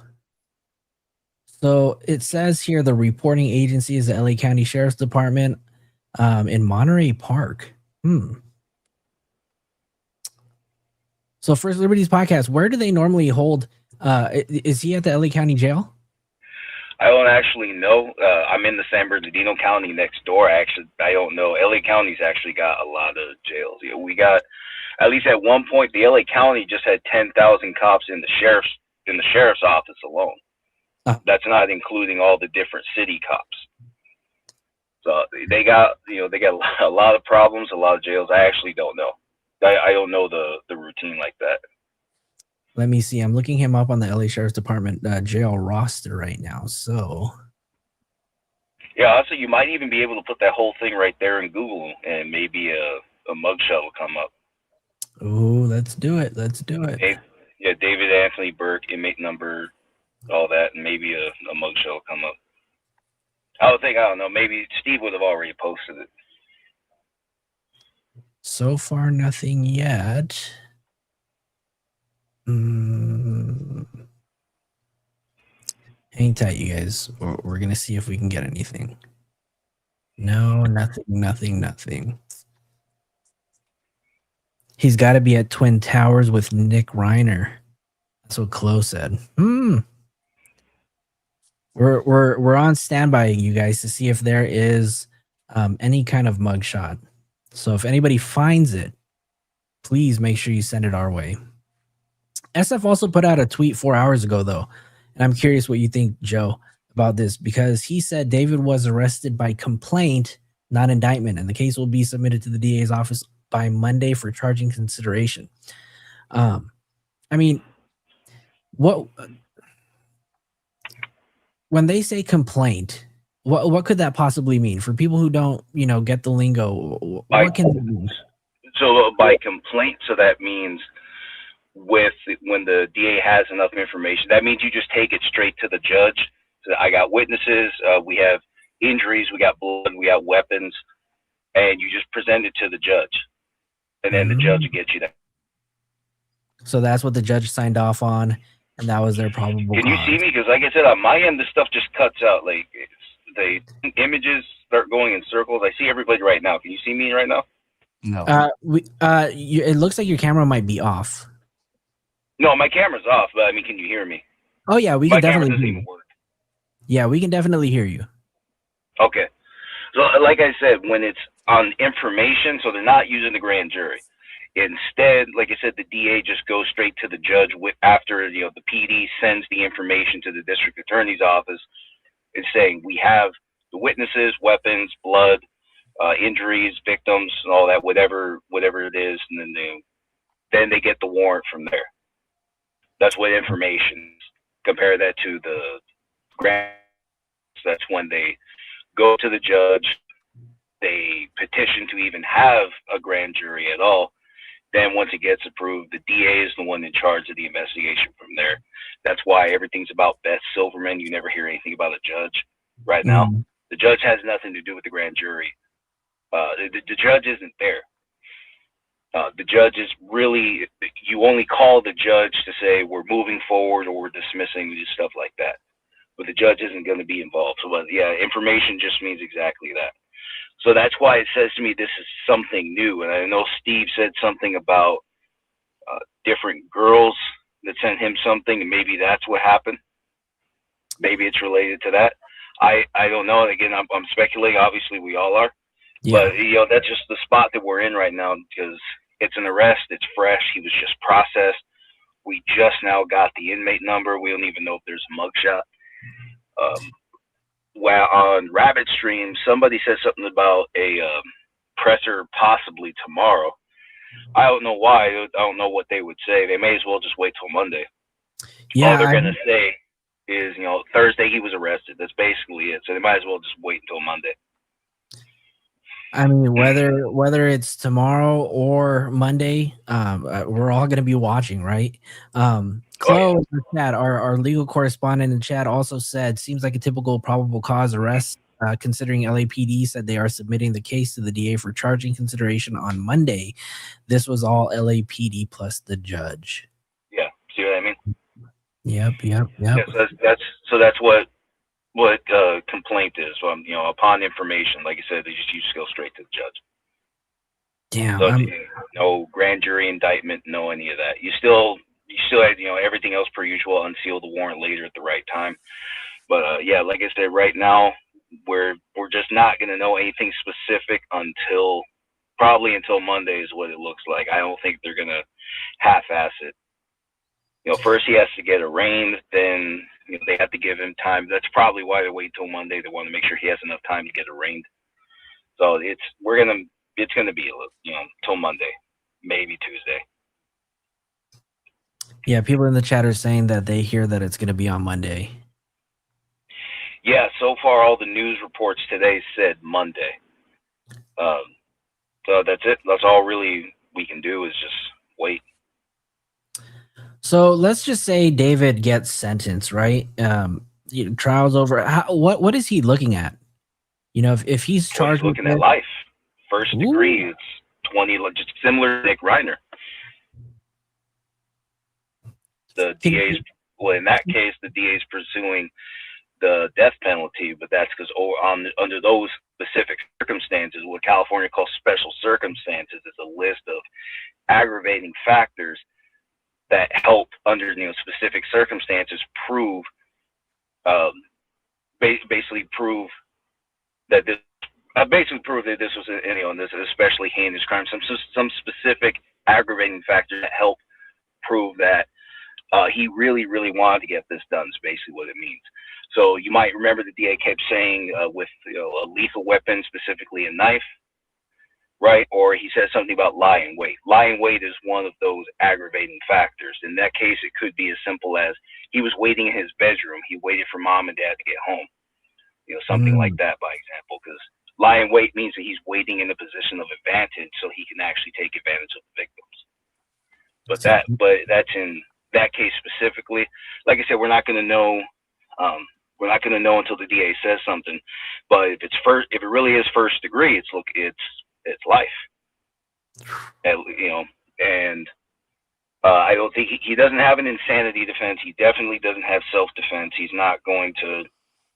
He doesn't have an easy way out of this. The only way I really see him getting out of this is if there was something wrong with the initial warrant. It's a basic fact of United States law. If there's an issue with your warrant and you raise that issue to the judge will look at that issue closely. If there is something wrong with the way the warrant was written, if something was false, something was never ever supposed to go down on that affidavit, the warrant can be dismissed. If the warrant was defective, that means the arrest should have never happened, the investigation should have happened. Bottom line, everything after that constitutional violation is voided. It's disregarded, and then that would basically be the only way he would walk. Now, if you remember the LAPD, I think it was a lieutenant It was an LAPD lieutenant that filled out the arrest affidavit. He had been in it for about 20 years. He was really descriptive about the scene of the crime, namely the Tesla. It seemed to me like he got everything right. I don't think that's going to happen. So I don't think he has an easy way out of this unless unless it really was somebody else. It happened under his nose and he just really didn't know. So in other words, if David isn't guilty, that is the most unlucky of a bitch I've ever seen in my life. That's basically what it comes down to. Right. But I mean, obviously we don't know what evidence the law enforcement, LAPD, and the DA have against them, right? But you know, the internet they tend to believe that he has everything to do with it, right? And well, one thing we can say for sure, if those were really medical body bags, and the fact that he used 2 of them, that's evidence of first-degree murder. So that means that he consciously organized and planned this out to make this death happen. So in that case, he's got body bags, medical body bags, professional tools that are used specifically for containing bodies. So that shows he has a level of awareness of what he did, and it shows some organization and planning. That's exactly the kind of evidence you need to get a first-degree charge. And now also people are thinking, well, what if it was an accident? What if it was something, let's say it was something like that. It just really doesn't matter. Even if it was an accident, it doesn't look like an accident anymore because of the way he tried to conceal it. Now, he can take the stand and say, no, it was actually an accident, but what that means is he's admitting to at least some kind of a crime. So that would mean, let's say it was an accident, he takes the stand and admits it, so instead of first degree, he might get maybe it'll get busted down to something like a manslaughter charge. But like I said, that's a lot of ifing right now, because we don't know exactly what happened.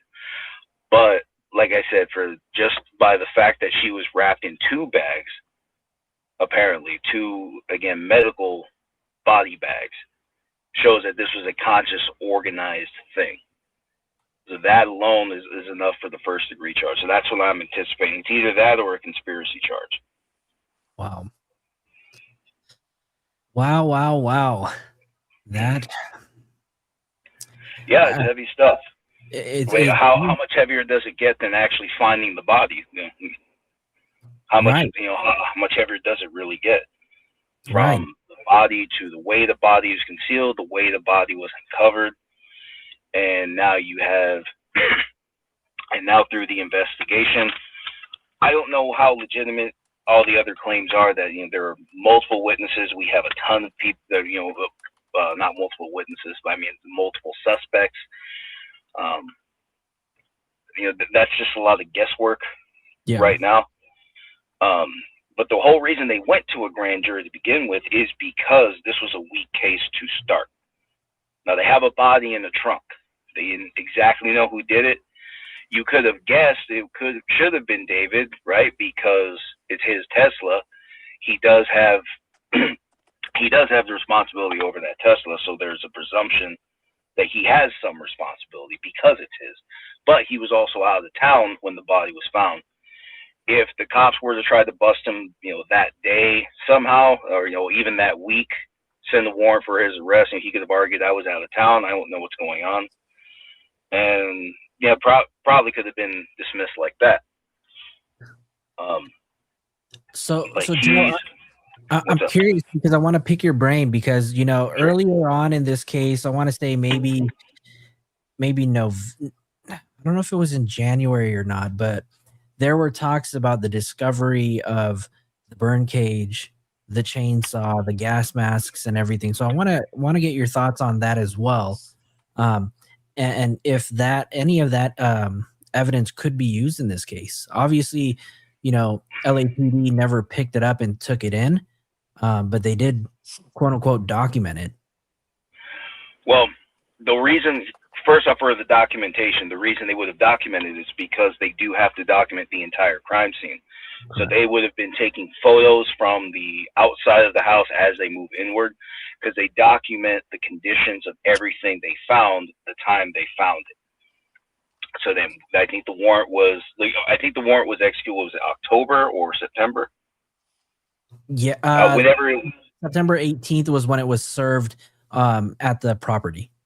Okay, yeah, so it was late September. So then they take pictures of everything as they see it the day it was found, because the way they found it is the way they're going to bring it to the court. So they have to, in the interest of prosecuting him, they have to preserve every little detail. So that's why they take photos of everything, even the burn cage, even any other what else was there? We had the burn cage and some They other had tools there. the chainsaw, the gas masks, and so Well, SF had mentioned that I want to say like on January 19th, earlier on in the year, it had to have been delivered after that date, because on January 19th, I want to say that there was like I don't know if like the property manager did an inspection, or somebody served an inspection at the property, and it wasn't there at that time. well, the whole thing is it wasn't used. So that's the big thing. If it wasn't used and there's no evidence of burn damage on the body, just like there's not really any evidence of ice on the body, yeah, they could have taken the freezers if they wanted. They could have taken that bird cage if they wanted. It would be unusual for them to leave something behind that they could have carried with them, because obviously they can't take the whole ass house with them. Obviously they don't bring that to court. But any instruments that would have been used, any knives, any other sharp objects, if he's got axes, hatchets, stuff like that, yeah, and they thought this body was chopped up, all that would have gone into the warrant, and they would have taken that the first day. They would have taken it all the same day. So the fact that they left everything behind says to me they didn't need it, or at least at the time they had no reason. If there was another warrant on the house, I don't know about it. So just speaking to that one warrant that was issued on September 18th, if they needed that, if they had a reason to believe that was connected to the crime, they would have taken it. So that's also one of those things that really throws off the TMZ theory that she was frozen, because they didn't take any freezers. That, you know what? Take the fridge. Say again? No, sorry, continue. I said that totally makes so much sense. Yeah, well, that's a basic fact of law. Probable cause, what does that actually mean? In civil and criminal law, we have a bunch of little different burdens to prove. You'll hear about 5 of them mainly. Probable cause would be in the middle, even though realistically it's a little bit lower than that. So it's a low standard, but it's still an inconvenient one. You still have to be factual. You still have to be factual and practical with the information that you provide to the court. In a factual way, what does anything you have to do with the body that you found in the trunk? There's no guessing and there's no hindsight. You don't get to kick in somebody's door on a whim. It doesn't matter how many children you rescue. If you kicked in somebody's door and you didn't have probable cause to know there was a crime going on behind that door, everything is suppressed. That's how guilty people walk. But we do that for a reason. Our rights only make sense if they're enforced. The innocent and the guilty have the same rights. So that's why cops can't kick in an innocent person's door either. It's still a violation of the law. That's why they do that. Anyway, for probable cause, what you're arguing is that a crime has likely occurred. You're not arguing scientifically that you've proven the crime on the streets. Cops can't prove crimes on the streets. That burden is only for a jury. So for probable cause in this case, if there was evidence the body had ever been frozen, they would have already, like I said, there would have been the ice itself would have said this body had been frozen.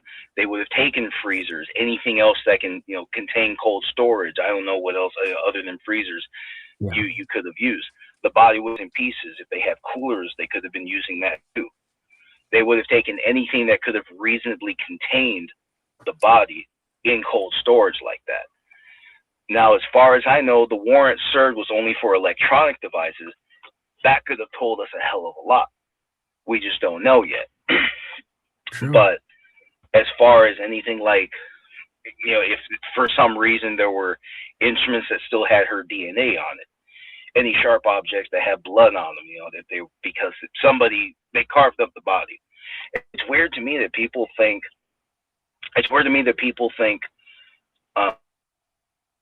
body was dismembered, because I remember there was a photo. Well, you could see an overhead shot of the body at some point. Somebody zoomed in on it, and that looked like it was in pieces. Let me go ahead and don't share go that. on the rib cage, in other words. Let me Yeah, share that. if you look back far enough, you can find that. Hold on, we have. What's that? You're talking about this. Can you see the screen? Yeah, I can see it. Are you talking about this photo right over here? Believe so, yeah. Well, at least it's the same angle. So this is But the this looks a little bit more covered up. This is the overhead photo that was posted by ABC7, I think. Are you saying there's a photo of the body itself? Well, not like so. I didn't see a photo of, say, they carried the body out. The photo I saw looked like the body was still in the trunk. But I don't know if it was doctored, because it didn't get a lot of attention. You know, nobody said anything. So maybe I gave too much attention to a photo that actually wasn't real. I know it's hard to tell these days, but I remember seeing from that angle a few months ago, there was a body in that trunk. So I found out, look around one of these days, maybe you'll come across it. Maybe it was fake. My mistake if it was. No, what I remember there was something like that. But a few people had also experimented with it. Some younger and also, you know, grown women who are about the same height as Celeste tried tucking themselves in that trunk, and they didn't have it easy. They still had to fold in. It was a tight fit even for them. So I'm surprised people are surprised she was dismembered, in other words. That's true, right? Because the front trunk of the Tesla, especially in Model X, is only 6.5 cubic feet big. And, you know, from the aerial view from this photo right here, it looks massive, right? It looks like it's the entire size of the front, or the front part of the car. But in reality, it's a very, very small space. And yeah. You know, it took me, you know, because my boss has a Tesla too. It's a Model Y, so it's about 4.5 cubic feet big. But when I saw his frunk and I realized like how small it is, it's literally large enough to just store like a few bags of groceries, you know. And if anybody's ever seen the actual frunk, you guys really know that space is not large enough. So let me just share this photo with you guys over here. And this is the front trunk of a Tesla with one bag of groceries in it. And this trunk is not large at all. So if you guys can see this is not big, right? You can probably fit comfortably like maybe 5-6 bags of groceries this size. But to fit an entire 5'3", 120-pound 14-year-old, right? It's nearly impossible. So to see this photo right over here, right? It absolutely. Well, also remember, she was did they say about 70 pounds or so when she was found? When she was discovered, yeah, she only weighed 71 pounds. So yeah, I'm more surprised people. I'm more surprised people didn't think already she wasn't dismembered. You know, I'm more surprised by that. You know, I think what it was is the element of surprise, right? I don't think any of us expected to hear that, especially not coming from somebody such as D4VD, right? Or to hear that it was even possible. But it wasn't until a couple of weeks ago when SF Investigates dropped those court documents from Texas.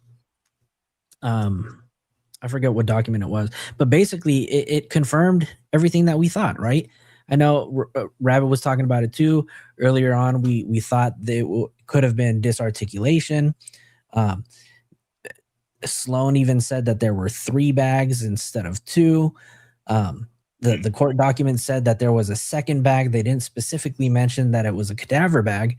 But there, it's a possibility that they were both cadaver bags. Yep. You're Yep. distorted again. Okay. Yeah. Sorry. It might just be my internet is bouncing in and out. But I heard most of what you said. But yeah, I actually, since this happened, I haven't seen Teslas the same at all.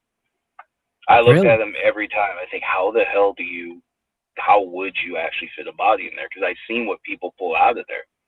You really can't, like you said, you can't pull a lot of that.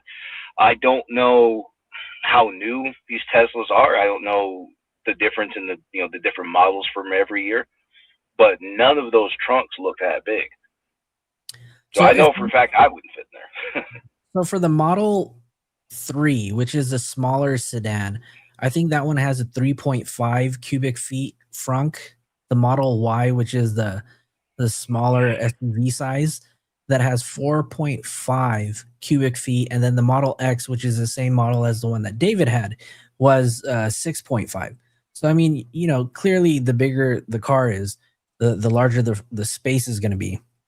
But still, when you put it into perspective, there's not much of a difference between either of the front space, right? Maybe the Model X is a little wider, right? But as far as like how big it is, it's not much of a difference.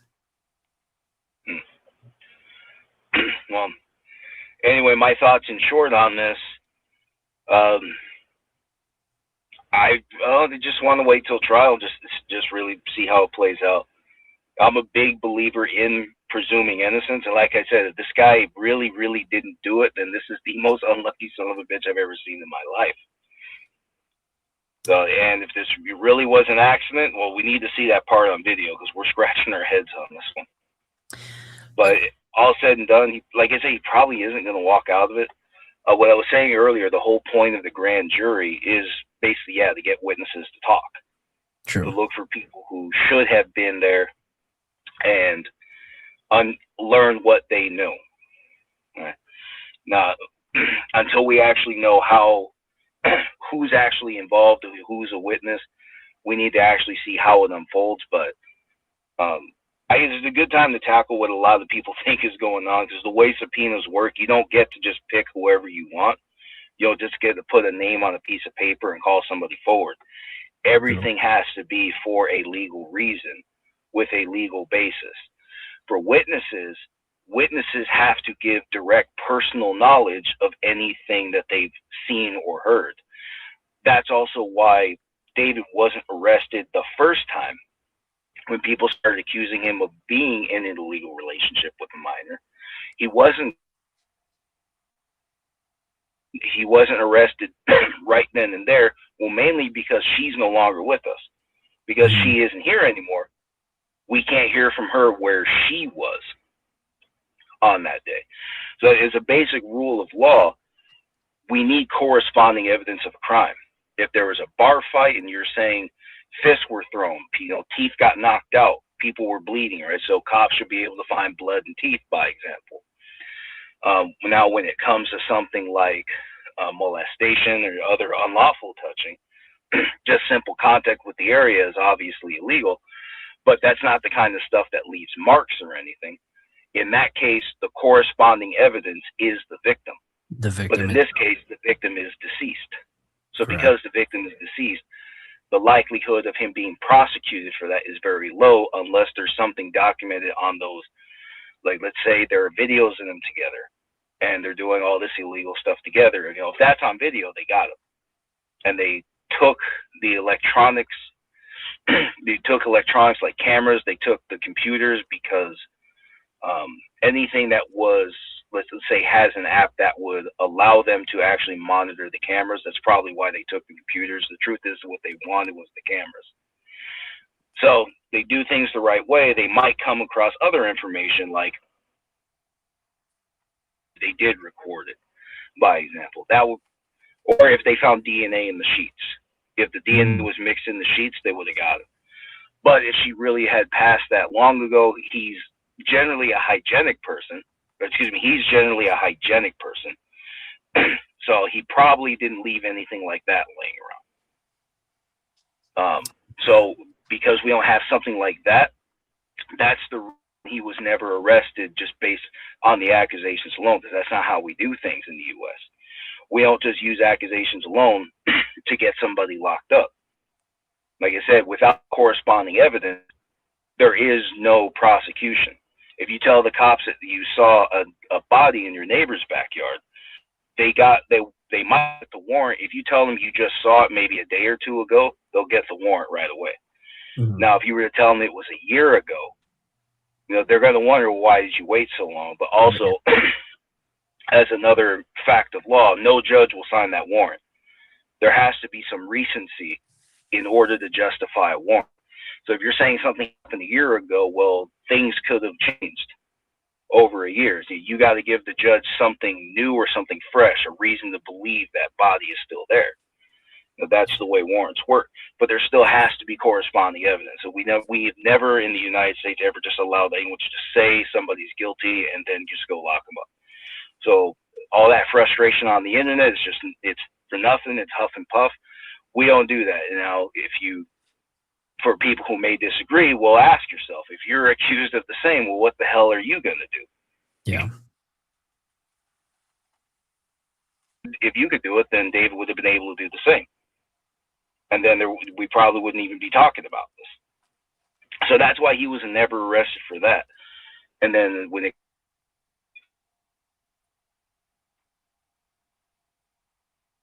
the new girls at Steve Fisher. Oh, you're cutting out. You're cutting out. You still there? Took so long, if that is true, maybe they did contact these girls. Maybe they did find something. I don't know. So, like I said, are you still there? Yeah, I'm still here. I'm still here. You cut out for a short minute. Let me know if you can hear me, because the video cut out over here. No, I can totally hear you. You just cut out right before you started talking about the additional minors. All right, can you hear me? Yep, I can hear you. Okay, you can hear me? Yeah, because your video completely cut out on my end. So what was the last thing you heard? That's when you started talking about SF mentioning the other minors. Cut out again. Uh-oh. This shit's just cutting out back. Yeah, you try one more. What was the last you heard from me? The last part that we heard you talking minors, about, yeah, when SF started mentioning the second minor or the additional minors. Yeah, so for the other thing, it's the same thing. The cops have to hear it from the witness, from the victim. The victim is a victim witness in this case. So the cops got to hear it from the girl in the photo. Because just sending the cops a photo of a face covered, David's face is exposed, but the other girl isn't. Steve can get up there and say all he wants, that she's a minor, she told me so. That doesn't matter to the cops. Yeah. Well, then it doesn't matter. What I can they tell didn't you, follow up. I don't know why they would tell them. Well, what I can tell you about that other minor, right, is that it took some time to convince that person to go ahead and speak with law enforcement, because they were in fear for any kind of retaliation, that would have came their way. So it did take that minor quite some time to kind of speak up, but they finally actually did it. And like I said, if that really is a minor, if that's true for law enforcement purposes, we got to hear it from her. Yeah. We can't just take Steve's word for it. So for legal purposes, they do have to contact her. They have to hear it from her. And, then they would have to go from there. So like I said, maybe that's what this is. But I know the news said in connection to the murder suspicion. Mm-hmm. That's what they said right now. And like I said, we just don't know. But just trying to answer some questions that have been burning up in people's minds. No, and you know what, Joe? I appreciate it. You shared so much knowledge. And why wasn't he arrested right away? Joe, thank you so much for sharing such a wealth of knowledge. I'm sure you've answered and shared a lot of knowledge with a lot of the people in the chat. It seems like a lot of the people have enjoyed everything that you had to say. And even Chloe, our legal correspondent in the chat earlier, said that she agrees with everything that you said. So thank you again. That's it's basic law. Everybody in the chat, say thank you to First Liberties podcast for sharing that wealth of knowledge. And I think it's going to be a sight to see. I think, we're all going to have to wait until Monday to see if there really is a press conference and if they're going to give us any more details. Obviously, we have the defense coming to speak to David's character. They're saying that he's 100% innocent. Well, maybe not 100% innocent, but that he has nothing to do with this. So I think we're going to be in for... He is not the cause of her death. That's a tricky set of words right there. That he is not the cause of her death. Now, in context, and again, I'm speculating at the moment because that's just how it works because we don't have the indictment forward. So, by saying he is not the cause of her death, but the state is pursuing a murder charge, there is a possibility the state pursued this under a felony murder case, which is different from first or second degree. The first degree means you consciously planned it out. Like you had a moment of opportunity. You had an opportunity. You had a plan of action, and that can happen on a moment's notice. Sometimes people, guys see a woman going towards an ATM, or they know an ATM's down the street, so he'll run ahead of her where she can't see him. He'll wait for her at the ATM, and then that's your first degree. Let's say you get, just for simplicity's sake, get all that on video, show him running ahead of her, waiting for her at the ATM. That's your first degree evidence once he actually commits the murder. I think you mentioned this the other night in chat, right?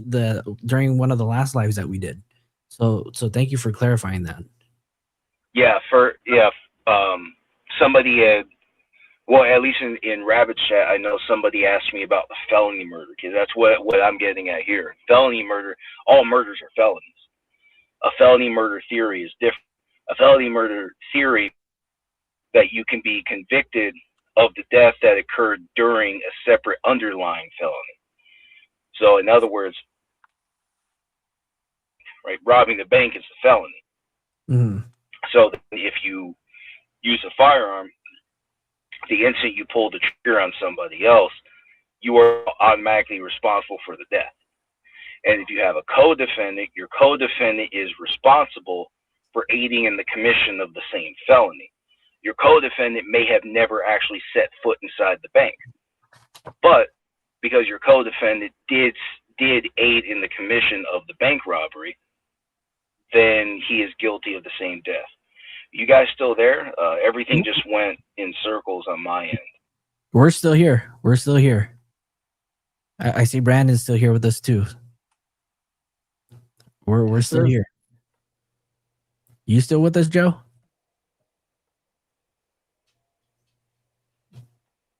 Brandon, did you want to share anything else?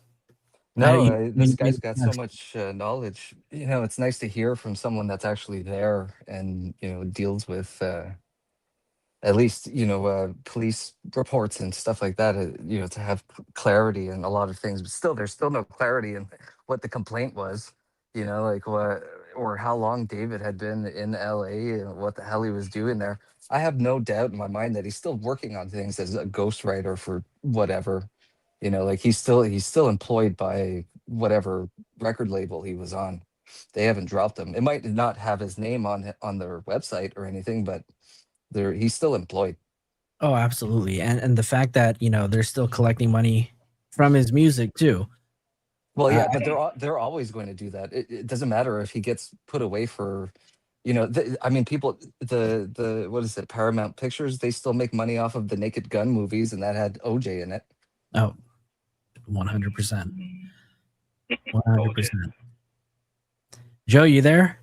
Yeah, can you hear me? Sorry, I don't even know how long I was talking to dead air. I'm really sorry. Was I making sense before I dropped? Yeah, absolutely. Absolutely. Okay. What was the last thing you heard, or do you even want me to continue? No, continue. Yeah, if you want to share, please continue. I mean, look, this is all new stuff to me, so I I can always learn a thing or two. You know, my professional line of duty is nursing. So, you know, this is completely different from, you know, your line of profession, and the people in the chat, I'm sure, you know, I'm not appreciate actually, you can share. and I'm open about this, guys. I'm not a lawyer. I just studied law for a while. I'm not a lawyer. Like some of the people in Rabbit chat, they're the real thing. I'm not a lawyer. Just so people understand that. But anyway, You have a wealth of knowledge. so what I was explaining, the felony murder rule. We said all murders are felonies, but the felony murder rule means the death occurred during the commission of a separate underlying felony. So if you're guilty of the felony, you're guilty of the death. And there are 3 ways. California only has 2 ways to get you convicted like this, but typically there are 3 ways to get convicted. Let's say if the bank robbery example, if somebody has a heart attack during the bank robbery, you're guilty of that death. It doesn't matter if you're the bank robber, it doesn't even matter if you ever saw that person eye to eye. If somebody had a heart attack at the scene of the crime in a back room where you never saw anybody, you're still going to be guilty of that death because it occurred during the commission of your felony. Similar, a lot of people are wondering, what if she overdosed? If he gave her the illegal substance under felony murder, you have the separate underlying felony. He provided the illegal substance, and now that she's passed away, if that was the cause of her death, that makes him guilty of felony murder. So he will go away. He faces all the same legal consequences as if he had just done it directly.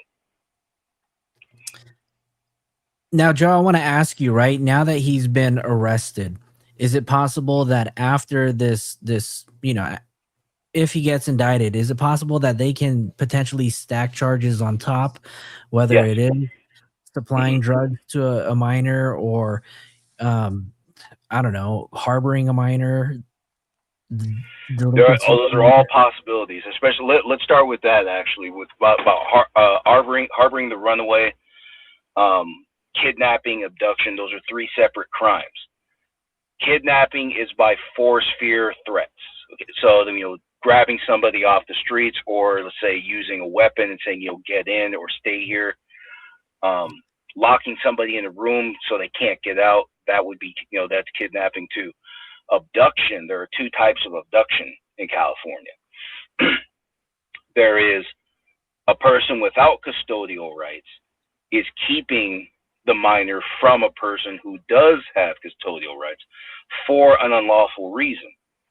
Now, if he was doing that to protect her, like he thought this girl's life was in danger, that wouldn't constitute abduction, even though he did keep her from the custodial mom. For, like I said, for kidnapping, there would have to be evidence of force or threats to enforce kidnapping. Then you have harboring the runaway. That's an interesting thing because in California, a child is abandoned if the custodial guardian has not tried to make contact with this minor for at least 6 months. And there's a huge gap in the story missing. So mom said the last time she saw Celeste alive was April 2024.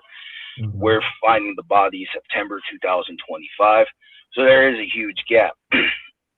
Now, that does, by no means does any of that justify the death. But when it comes to proving any of those charges, kidnapping, abduction, or harboring the runaway, those are 3 different charges. There are 3 different definitions. They look similar from the outside, but they are 3 different rules ultimately. So because there are 3 different sets of rules, you have to know exactly what happened. Now, it looks like she went to him. So for a fact, it doesn't, at least right away, it doesn't look like force or threats. But again, because there's so many gaps in the story, we don't actually know. We can't hear it from her. If there are text messages behind, if they had a text conversation, and, you know, if he was dumb enough to leave it in writing for people to eventually find it, then yeah, that could be evidence of, you know, force and fear or threats. But like I said, we'd have to actually see that. So we'd have to actually see that at the trial in order to know how it's going to be argued in, because hearsay hearsay is a fairly simple concept. The statement superficially seems, it seems like it relates to the criminal charges, and the truth is it doesn't. We'll try this. We'll say a self-defense example. Let's say you shoot somebody in your lawn, two completely different skin colors. Your neighbor saw the whole thing, so your neighbor's going to tell the cops everything that that he saw, and the neighbor's going to say, well, this is obviously a racial shooting, right? Look at him, right? Look at his skin color. Look at the other guy. That doesn't hold. That's not how we prove a racially motivated crime in the United States. All of that stuff is hearsay. That has nothing to do with it. Because the legal question for you is not whether or not you are racist or anything. It doesn't matter. What matters is whether or not the force that you used in that moment was lawful. That's the only thing that matters. It doesn't matter if you're two different skin colors or not. It actually doesn't even matter if you are racist. It only matters that the force that you actually used under those circumstances was lawful. Now, if your neighbor, let's say your neighbor made an earlier police report saying that you made a plan, you were planning to shoot some black guy somehow, some way later at night, right? And then it actually happens. That's different. But the way in the second story, your neighbor would actually be explaining what's happening as it's unfolding, whereas in the first example, your neighbor's just saying whatever comes to his mind, saying at first glance this looks like something racist, so it must have been something racially motivated. Well, okay, we don't do that in our courts. That's a hearsay statement. It doesn't teach us anything about the crime. And you're obviously saying it after the fact. You're jumping to conclusions that obviously have nothing to do with the crime that's actually going down, the crime you're actually accused of. So it's only the use of force in that case that they can actually consider in the court. So that's that's basically what hearsay is. Superficially, that's not the legal definition. The legal definition is an out-of-court statement offered for the truth in the matter asserted. So in other words, the statement is offered as a truth, but we don't have that corresponding evidence like I was talking about earlier. Like I said, you can't tell the cops you saw a body next door and there is no body.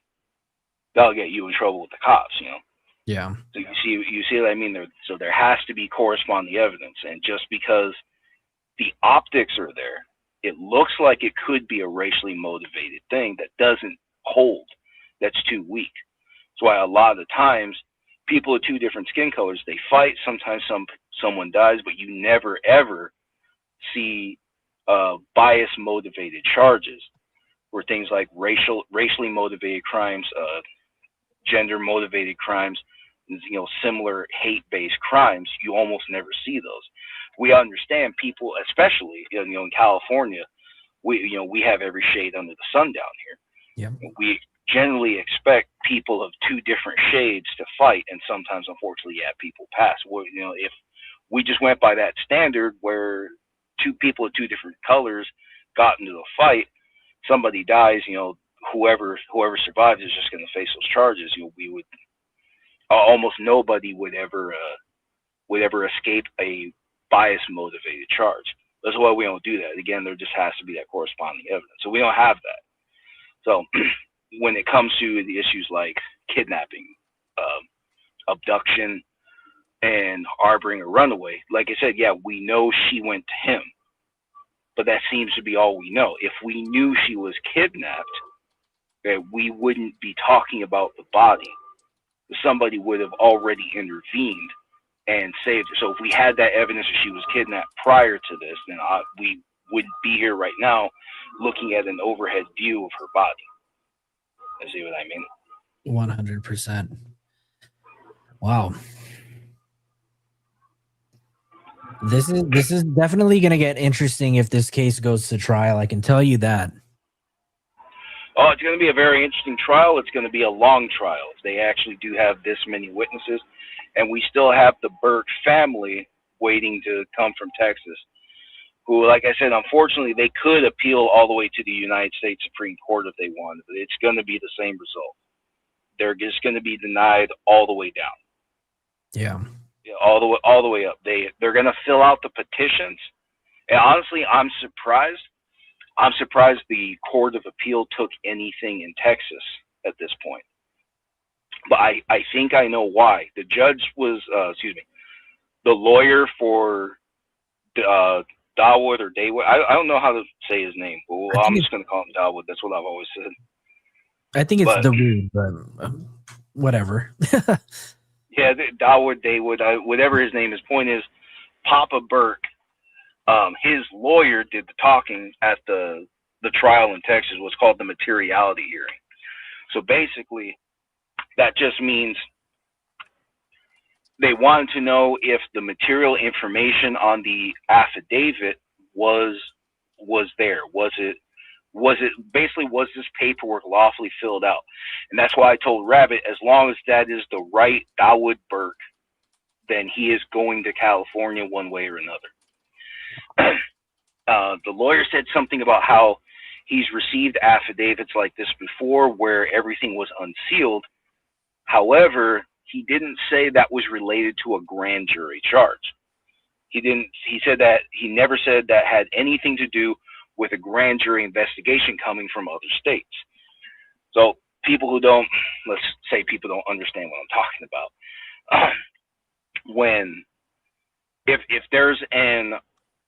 If you're arrested because there are witnesses against you, it goes to your lawyer, but you get to get all the information through your lawyer, and the warrant is supposed to be unsealed to you. It's revealed to you, so you get to know what the witnesses against you said. Okay, you get to dissect that, and then when you go to your probable cause hearing, you have a moment to challenge the statements that were made against you that put you at the scene of the crime. So in other words, let's say. So the last time the car moved was July 29th. So let's just speculate. Let's just say that was actually the day she died, or the week she died that week. So let's say the last week of July she died. All right, we'll just say that's the truth. So someone's going to say it was David, right? But now David can show he has an alibi. For the last week of July, he wasn't even there. Okay, he can do that. He could show, I have plane tickets, I have receipts, I was way the hell away from California. This couldn't have been me. Okay, and then he could escape prosecution like that. But for the usual arrest warrant, that would be unsealed. That information would be unsealed. Now, because this affidavit all pertain to a grand jury proceeding, it's necessarily confidential. They do that for a reason. You don't want anybody's good name to be ruined because they're being investigated. So that's why theoretically any one of us in this chat right now could have come up in the investigation. You and I are in California. Theoretically our names could have come up in the investigation. So that's why this stuff's always been confidential for 250 years in the United States, because you don't want to lose your good name because somebody said you did something you didn't really do. So anyway, in the case of the subpoena that goes over to Texas, because this is related to a grand jury, that's why everything is sealed. So let's say it wasn't related to a grand jury, but he was summoned in relation to a crime that happened out here for whatever reason. So he would get everything unsealed, and then he would be able to, like I said, if there was a way for him to challenge the information on that paperwork, he could prove it at the materiality hearing. But like I said, he wasn't afforded that opportunity. He can't do it because it's a grand jury proceeding. Now, his lawyer said, I've had similar affidavits and they were unsealed, right? But he didn't say they were grand jury affidavits. That is a problem for him because as a basic rule of appellate law, any issue you didn't bring up at your trial doesn't get to be brought up on the appeal. So if he's playing word games just to get a hearing to an appellate court, that's going to be the first thing they ask him. Did you say this at the materiality hearing, your trial? What did you say at your trial? And when they catch him playing those word games, which he's, like I said, he's saying that he's had unredacted, he said it to imply that he's had unredacted subpoenas related to grand juries in other states before. No, he hasn't. I bet you he hasn't. But he didn't say anything that specific to the judge, right? The judge didn't call him out for it. And so that's my guess. That's the reason he's getting this hearing in the appellate court, because he played some word games. That's my guess right now. Because at first glance, the Burke should have already been out here in California to testify. Yeah. There should be no reason the Texas appellate courts are even entertaining this. Like I said, same thing I told Rabbit. As long as it's the right Burke family, that's the only thing the judge needs to know. Once the judge knows it's the right Burke family, he's just going to say the respondent is going to California to testify to the grand jury. And California pays to fly him over there. They secure him and all that shit. So it's interesting to me that he even got the hearing, because by all counts, he should not have gotten that hearing. There should have been no way he got it. Is it possible that the family may not even have to testify at all? It's possible. It's always possible, you know, especially right now, because we don't even know what happened. Now, as far as, I don't know what they have to offer this. Yeah. The family isn't going to be able to go to trial and say, I miss my baby girl. Well, if you miss your baby girl, apparently you knew about David, and maybe you didn't know where he lived, but what did you actually do to get her back? And even if, what does that have to do with the killing? What does that actually have to do with the murder? So it really just depends what they have to do with the murder, because if they knew, if they had a reason to believe she had died, you know, they didn't say anything, there's an argument for negligence on their part. I was just and that would warrant charges onto them. And right now, well, as far as I know, mom is the only one alive. I actually haven't heard anything about the dad. Same. Yeah. The dad has not been brought up in this. I mean, they say that he's been in Mexico. He just hasn't been around. But yeah, the mom has been the only family member that's been brought up since day one. Well, what we will probably see if he is convicted, never mind the conviction. Once the trial has passed, she's probably going to file a wrongful death suit. Yeah. So we'll probably hear something from her one way for another. But yeah, theoretically, she could be testifying at the criminal trial. I just don't know right now what she would have to offer, because when you think about how the crimes happen, you look at the scene of the crime and you move your way out, you have to find a nexus between, you know, the location of the body, in this case, where this actually took place, why is that body over there, who did it, and so on, right? And you know, you're down here with me. Riverside and Los Angeles are not next door. Nope. No, no. I think like you might, if you drive fast enough. Shit, I guess you can do it in an hour. I know some people have pulled off some really cool shit driving over 100, but yeah, no. I just don't know what you can offer. My family lives in Riverside County, and it doesn't take me anything less than an hour and a half to get out there. So definitely not close. Yeah, see, and I'm towards the middle of San Bernardino County. So yeah, I understand what you're talking about. So anyway, as far as what would her connection actually be, like I said, it's so hard because I doubt she helped cut up the body. You know, I don't know. But as far as testifying at the trial, the only thing I can think of, if he is charged with any kind of sex crimes with Celeste, there are like very limited circumstances where she might be able to say something. But like I said, we have hearsay rules, we have hearsay exceptions. I'd have to actually see how the evidence unfolds, but like I said, it's possible. I don't know what she has to offer right now. Not at this point.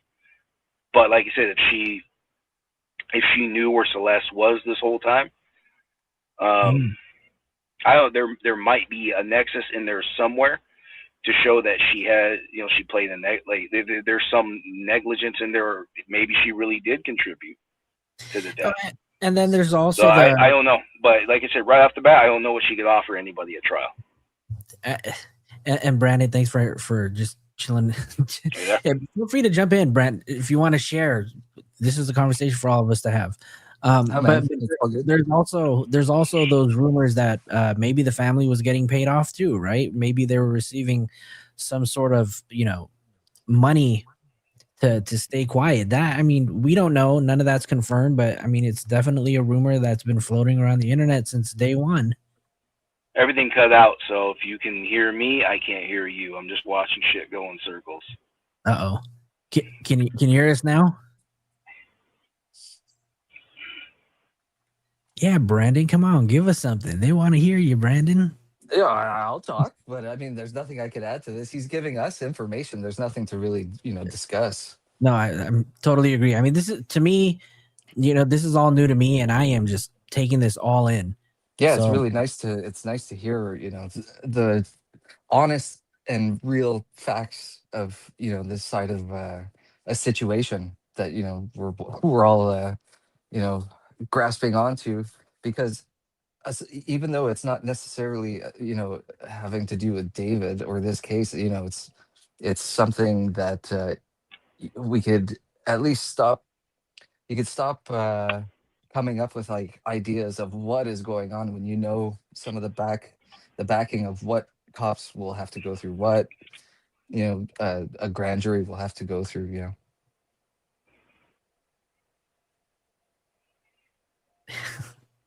Sidney said he'd rather argue with me about speech. Yo, I'll fucking argue, bro. But that's not what we're here for right now. Joe, do we have you back? Yeah, I'm here. All right. So I am bottom line. I just don't know what the mom has to offer at trial at this point. But anything's possible at this point when you don't know. Yeah, again, we're just gonna have to wait and see where this one goes. I mean, things just got cooking, and this is a day that none of us saw coming, especially not today. But definitely a day that we're all really trying to celebrate. So, Like I said, it's going to be an interesting trial. It's going to be a long trial. I still say don't expect the trial any sooner than January 2027. That's right. You did say that. So we're gonna have to wait. Joe, thank you so much for joining. If you find any more news, I'd love to bring you back on and help share your thoughts. To clarify some of the things that we've been thinking from a legal perspective. I know you mentioned earlier you are not a lawyer, but you've studied law, and we've got one of our legal correspondents who was in the chat, who agreed with you wholeheartedly. So we'd love to have you back on the show. Anything else you want to talk about? All right, at the moment, no. I just wanted to jump in.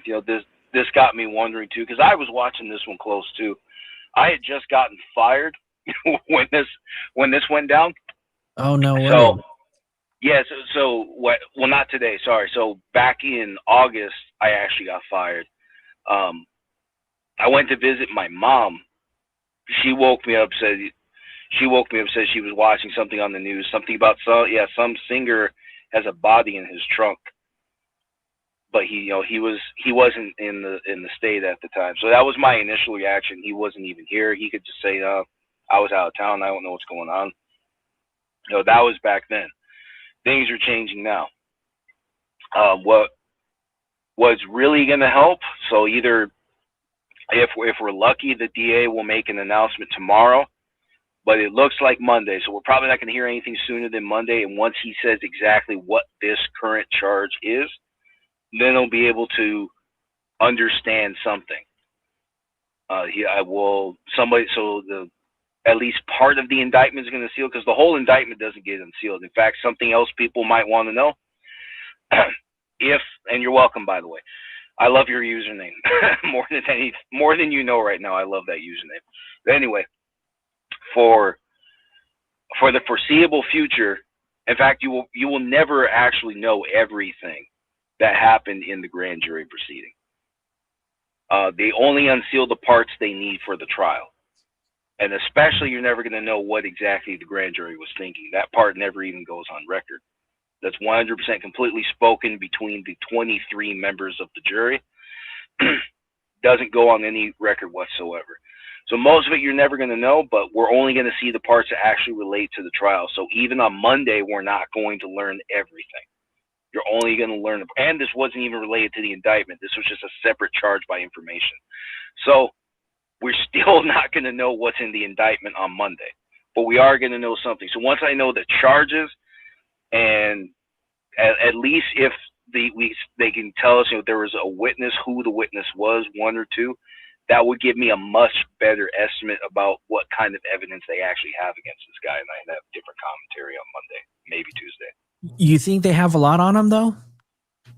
Well, they got something. If they're going to your house, remember, okay, for grand juries, I know we got to wrap it up, so let me keep it short. For grand juries, in California, they're not required. In the federal system, they're required. But in California, they're not required. So that means there are only a few reasons you go to grand juries. One of them being your case sucks. So the grand jury is basically a Hail Mary. So when I heard grand jury, that was my first clue that they actually don't have the information they need to get the arrest. Because like you saw today, he was arrested and there was no grand jury. Yeah. When you have that information, they could just go and get you. And for all we know, something else came up that maybe it did spring from the grand jury investigation. But now you see right here, if they had the information, they would have just gotten them. Bottom line, they would have just gotten them. They didn't need, they wouldn't be using a grand jury if the case was that strong against, as far as finding the body in the trunk. So whatever this is, it's a lot stronger than finding a body in the trunk. Bottom line. Oh boy, and I can't wait to find out what exactly that is. I can't wait either. Honestly, it's killing me.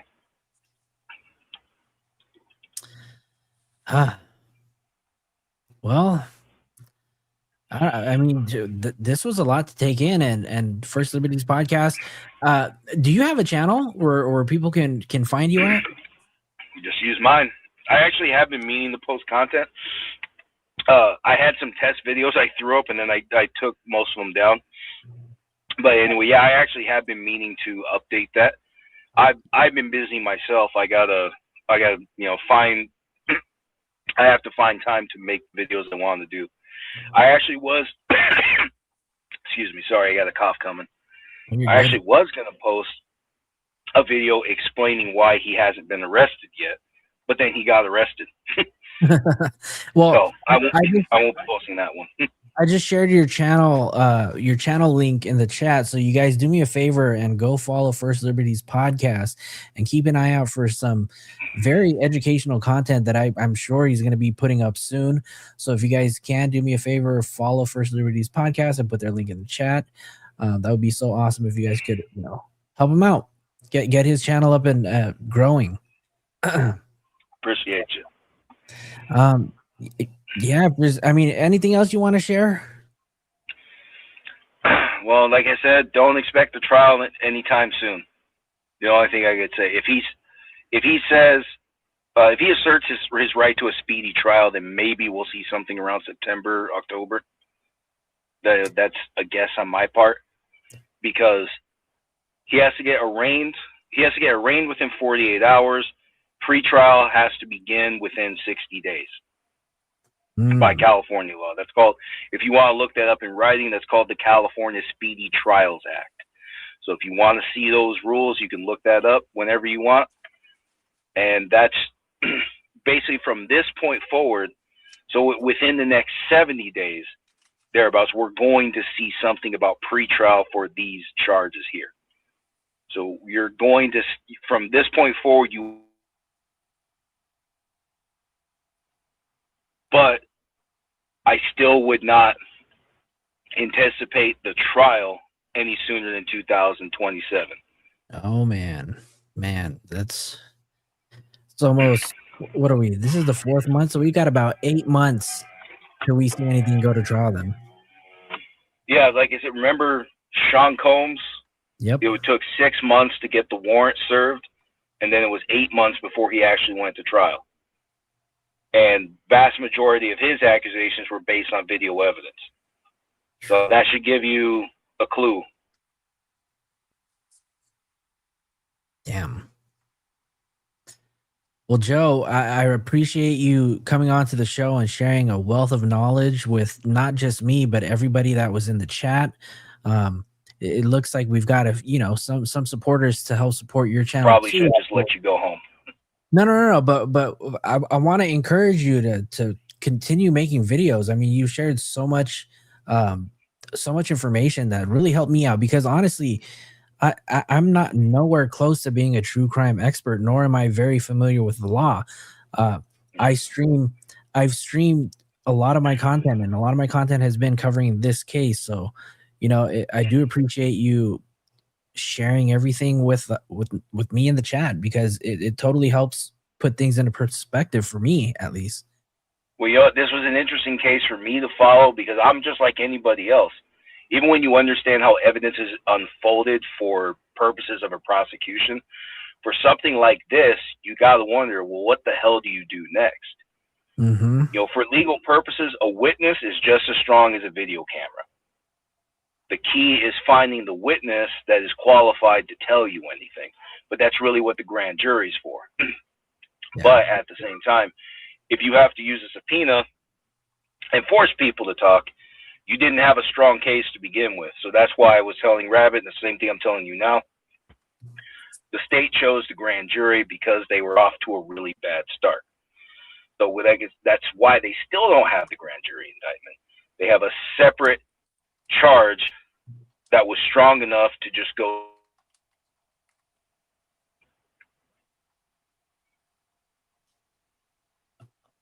Are you there? Yeah, we're here. Shit. Not bad. We're still here. You still there? Say that one more time. I'm still here, but I cannot hear you. But like I said, I understand you're on the way out. But those are really the only final words, the words I got left on the subject right now. Until we know more Monday, I'm probably not going to have anything else. Well, or any questions for me if you want to squeeze another few minutes out of me. Does anybody in the chat have any questions? I think, hold on. There was Eileen, Eileen had a question. What are your thoughts on the no bail?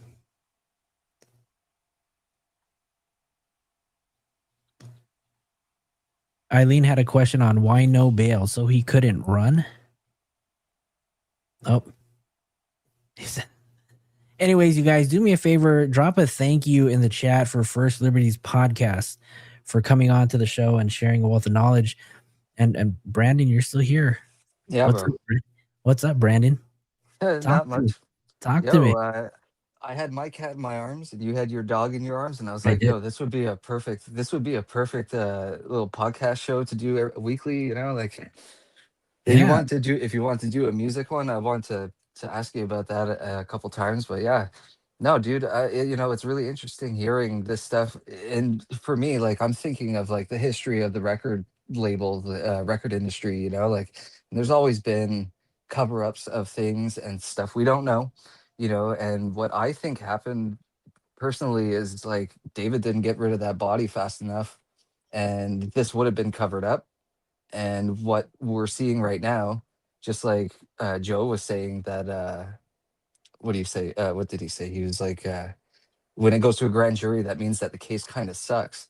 And I'm like, yeah, because they're, like everything that whoever was helping to get this covered up, and you have to be kind of like don't be ignorant of the fact of who this, like, David means money to the record company, and the record company is already a lot of money.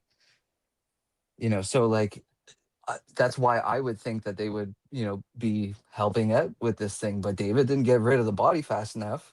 So now everything that's going on, like the case sucks. They don't have enough evidence because the cover up kept going on. They're like, okay, well, well, now they got the fucking body, idiot, like, so now we have to go ahead and, do all this other stuff. And you'll be lucky. You'll be lucky if you don't see the inside of a jail for more than a month or two.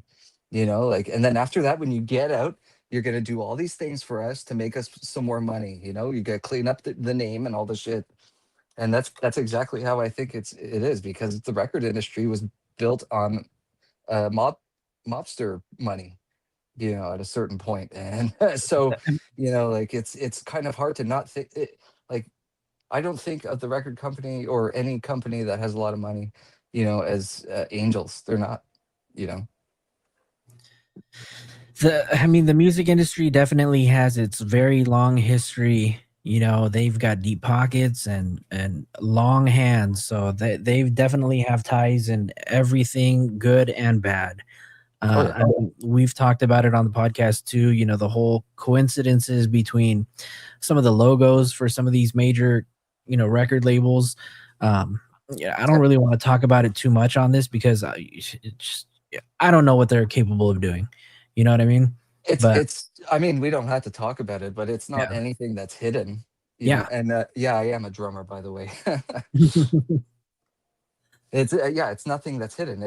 In every music documentary, you know, there's always something that the record label helped deal with, and it says a lot. It doesn't mean that they're saying that they helped cover up murder or whatever, but the things that they do say that they helped, you know, broker deals with, or you know, all that kind of stuff. I love talking about that kind of stuff. I wish we could do it a little bit more, but it'd be ignorant of me to say that this kid didn't have someone at that record label kind of like, you know, every people knew, everybody knew, and just because no one's saying that they knew doesn't mean that they didn't know. You know, there's like they fucking knew. I mean, it's hard to dispute that, right? I mean, there's images, you know, of Celeste being in the same vicinity as the people on the management. Yeah, well, And Abraham saying it's a little far fetched. David is definitely a superstar, and he had the potential to be. And right when all this stuff was happening, you seen the rollout of David's superstardom. The guy was playing Coachella, and he got this the Fortnite tune, which is going to be played to like everybody, every kid in existence. He wasn't a superstar to people that are older, but no, you're absolutely right. Just because, I mean, you know, because a lot of us didn't hear him, I mean, he was definitely a major superstar in the eyes of the younger generation. yeah, Right. that's exactly where my eyes weren't. I'm still waiting for Prince has been dead for like how long now, and I'm still waiting for like his posthumous albums to come out. You know, like that's where my eyes are. Yeah. So there's kind of switching topics a little bit too. There's a belief, right, that once Celeste was unalived, that there's a belief that her body never made it back into the house. And there's a potential, or there's a belief that her body was in the Tesla for the entire duration after life. I don't know. I don't think so. I think he went to go pick her up at some point within the month or two. She might have been in there for a couple months, but I think she was somewhere else. And this thing about her being frozen or not, I think that's like high probability. Not frozen, but kept in a fridge somewhere. I think the next step was like get the body. Now we're gonna, you know, whoever's helping him. Now you just wait for me to have a free moment, and then we're gonna, you know, we'll take care of it. But go get the body because you don't have time to do this and this and that. You have to get it now. So one of our good friends of the show, Goal, and we were talking about, you know, how long her body was in the Tesla, and it turned out to be from July 29th to the day her body was discovered was a total of 41 days. Right? So that's a month and 11 days, or a month and 10 days. So I mean, how many, let me see. I think you know, the people that were saying that they had been smelling it for quite a while, if we were able to talk to them and be like, well, how long is quite a while? A couple days, a week, a month, what, you know, like, does it just smell like shit on that corner all the time? What, every month or two you get a bad garbage smell? You know, like, how long have you guys been actually smelling this? Because like for a while is like, pretty Let me vague. see. Let me see. Hold on. I want to see if I can find this. I want to find this video. Let me see. Let me see if this is it. Let me find the video first. Yo, Abraham, I 100% behind you on that, man. I have a hard time accepting someone is that stupid, but the guy, Well, like I so said, here, let me just explain why, right? Let me explain why it would be a hard time. Well, somebody's stupid enough to leave the body in their own car, right? Now, if you think about it, right? he's 21, a child, never seen like a boob before until he started singing in some closet, and then they gave him a record deal and they gave him a place in where dreams come true in the city of fallen angels, so Well, let's think about it, right? David, 21-year-old, right? He moves to Los Angeles from Texas, right?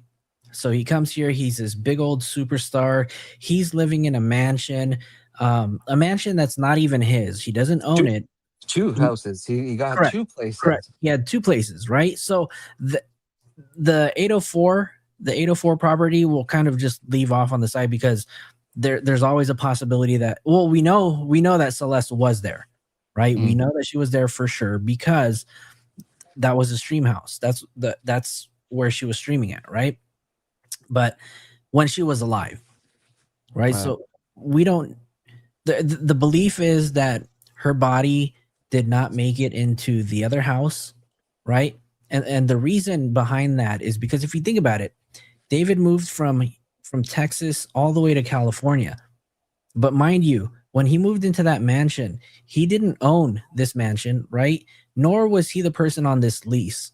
So he didn't have anything under his name, right? And I don't know if the 804 property was under his name or not, but I highly doubt it, right? So if you think about it, David didn't have anything of his own here in California except for his Tesla. That was the only thing that was under his name. So what? Now, mind you, they said that there was an inspection that took place January 19th. Now, if you think about it, that house could have been inspected by the homeowner, right? Malden Trifunovich. It could have been inspected by a property manager, other people, right? Now, there's absolutely no way that David would have stored her body in that house, right? If he knew that there was nothing that he could hide at any moment, if people were to come in and inspect the house. Yeah, right? absolutely. Yeah. I mean, it's dumb enough that he had a burn cage and chainsaws delivered to his house, right? And mind you, they were fake names. Even though like the laws in California are like, the laws like no burn cages, no stuff like that. Honestly, really, anybody that is going to bring that up in court, they're just going to be like, look, it's just regular homeowner stuff. Like I got knives and chainsaw. Doesn't mean I slaughtered somebody. And I don't think that he didn't bring her into the house because people were going to come in and check, because that opens up another question. If he knew that people were going to go and check, then is the homeowner actually telling the truth, saying that he didn't know that David was there?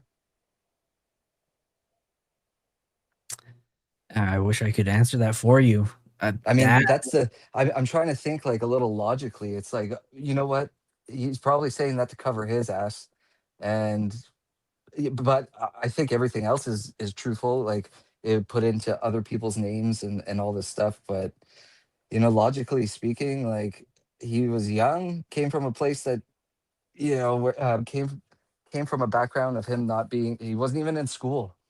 Like he was this like an altar boy, like he wasn't an altar boy, but I'm saying he was like, a straight edge kid thrown into the throes of people doing cocaine every once in a while. It's like, it's a culture shock for him. Yeah. But because there was a lot put on him and that he is an influence to younger generations, and he's got all these kids, his age and younger, backing him like, oh, you're so great, you're so great. He's like, oh well, I'm so great, I could fucking do whatever I want, and then Yeah. does something stupid. And he did. Yeah. Or we're waiting to find out if that can be proven. I think I 100% think he did it, or has, or not explicitly did it, but he fucking knows what happened, and that's the most that I want out of it is like, well, what the hell happened to her? Like, because there's no way that you're getting out of this, even if you didn't do anything. This looks so bad that they're gonna throw something at you, dude. Like, you didn't say nothing. Yeah, you didn't say anything, rather, sorry. You didn't say anything since this happened. This girl, like, even if you didn't have anything to do with the murder, you still have something to do with you and her age difference. Like, what the fuck is this, dude? Like, what is wrong with you? Like, there's something wrong with you, obviously. And we're gonna enjoy hearing him explain all of that, right? Yeah, Alexa, if we even get to hear it, Abraham, I brought you on there. Are you there? Yeah. Can you hear me? Yep, I can hear you. Welcome, welcome, welcome. What's up, really brother? quick, really quick. Alexa said, "Wonder if he made the trip to Santa Barbara thinking he would bury her there, but then something caused him not to. I don't know. That trip just seems weird to me." And you know what? I mean, we don't know anything about this whole Santa Barbara trip. I mean, TMZ brought it up, and then LAPD put out a post that said they are investigating it. There's a belief that she may have died in the spring, but anything beyond that is just speculation, right? Santa Barbara really is weird to me. I don't know what relevancy, or how that's relevant to the case, but I really hope we find out. And this whole case is speculation because we don't know anything. We don't know one thing, not one honest thing. But if she died in the spring, her body would have been very decomposed by the time it was found. So I don't think she died in the spring. She died at most probably a month before the body was found. Unless she was kept somewhere. Unless her body was being preserved somehow. Right. Which is not impossible, right? There's always the possibility of that being true. But there would have been evidence of it. The medical examiner would have noted frostbites on the or the skin would have had some sort of doesn't have to be a freezer. Doesn't have to be a freezer. It could just be a very cold fridge. A freezer. No. I mean, like, below freezing. Yeah, but the body was still decomposed. You have to stop the decomposition. Yeah, I mean, well, it was decomposed, and if she was dead, like, being in a trunk like that, like, you're gonna decompose real fast. Like, yeah, real fast. Which means if she had been out in the elements, but in this, by the spring till September, the fall, yeah, she would have been unrecognizable. They wouldn't have been able to put that body in the car because all the body fluids would have, exited the body. It would have been very difficult for them to carry that around. I think that they were probably trying to dismember her and found it more difficult than they thought and just decided to get rid of her. But I just have a hard time accepting the fact that he is that stupid and to put her in his car. I mean, I think he's the perfect person to do something that stupid. This guy's talking to people that are younger than he is. But if he's that stupid, then we can't really blame him for being this mastermind of, coercing and, Sure. Yeah, all the people that are murderers, that are super famous murderers, are all retarded somehow. They're all weirdos. They're all this or that. David, like I said, people, David had a lot of people behind him saying that he was great. There was a lot of people behind him, a mentally deranged person, and maybe he wouldn't have even done anything if he wasn't even given the shot of being somebody. He would still be in his mom's house doing, I don't know, nothing. Never seen a boob in his life. Yeah, it sucks. It sucks because, like, I totally understand because it's so far out there. Like, how could someone actually do that? I think he shows every time there's something to do with David, just like him getting arrested today. He's like, got it. They're like, like if you fucking run, if you do something, we're gonna shoot you. We're gonna send a dog after you. He's like, yeah, I got it. Yeah, I got it. I'm just gonna open the gate up, bro. Like, dude, like, there's this girl that the whole world cares about, and you're the one fucking guy that could set it straight, and you're not doing that, and you're acting like a pompous ass. So But yeah, I yeah, think you. but okay, but at the same time, you have to realize he has. It needs to be proven that he did it, and he has a right Yeah, to defend himself. And his attorneys advise him not to talk. We know attorneys always advise you not to talk without them. yeah, So yeah, we have to, we have to consider the fact that his attorneys are the reason why he's not talking. And yeah.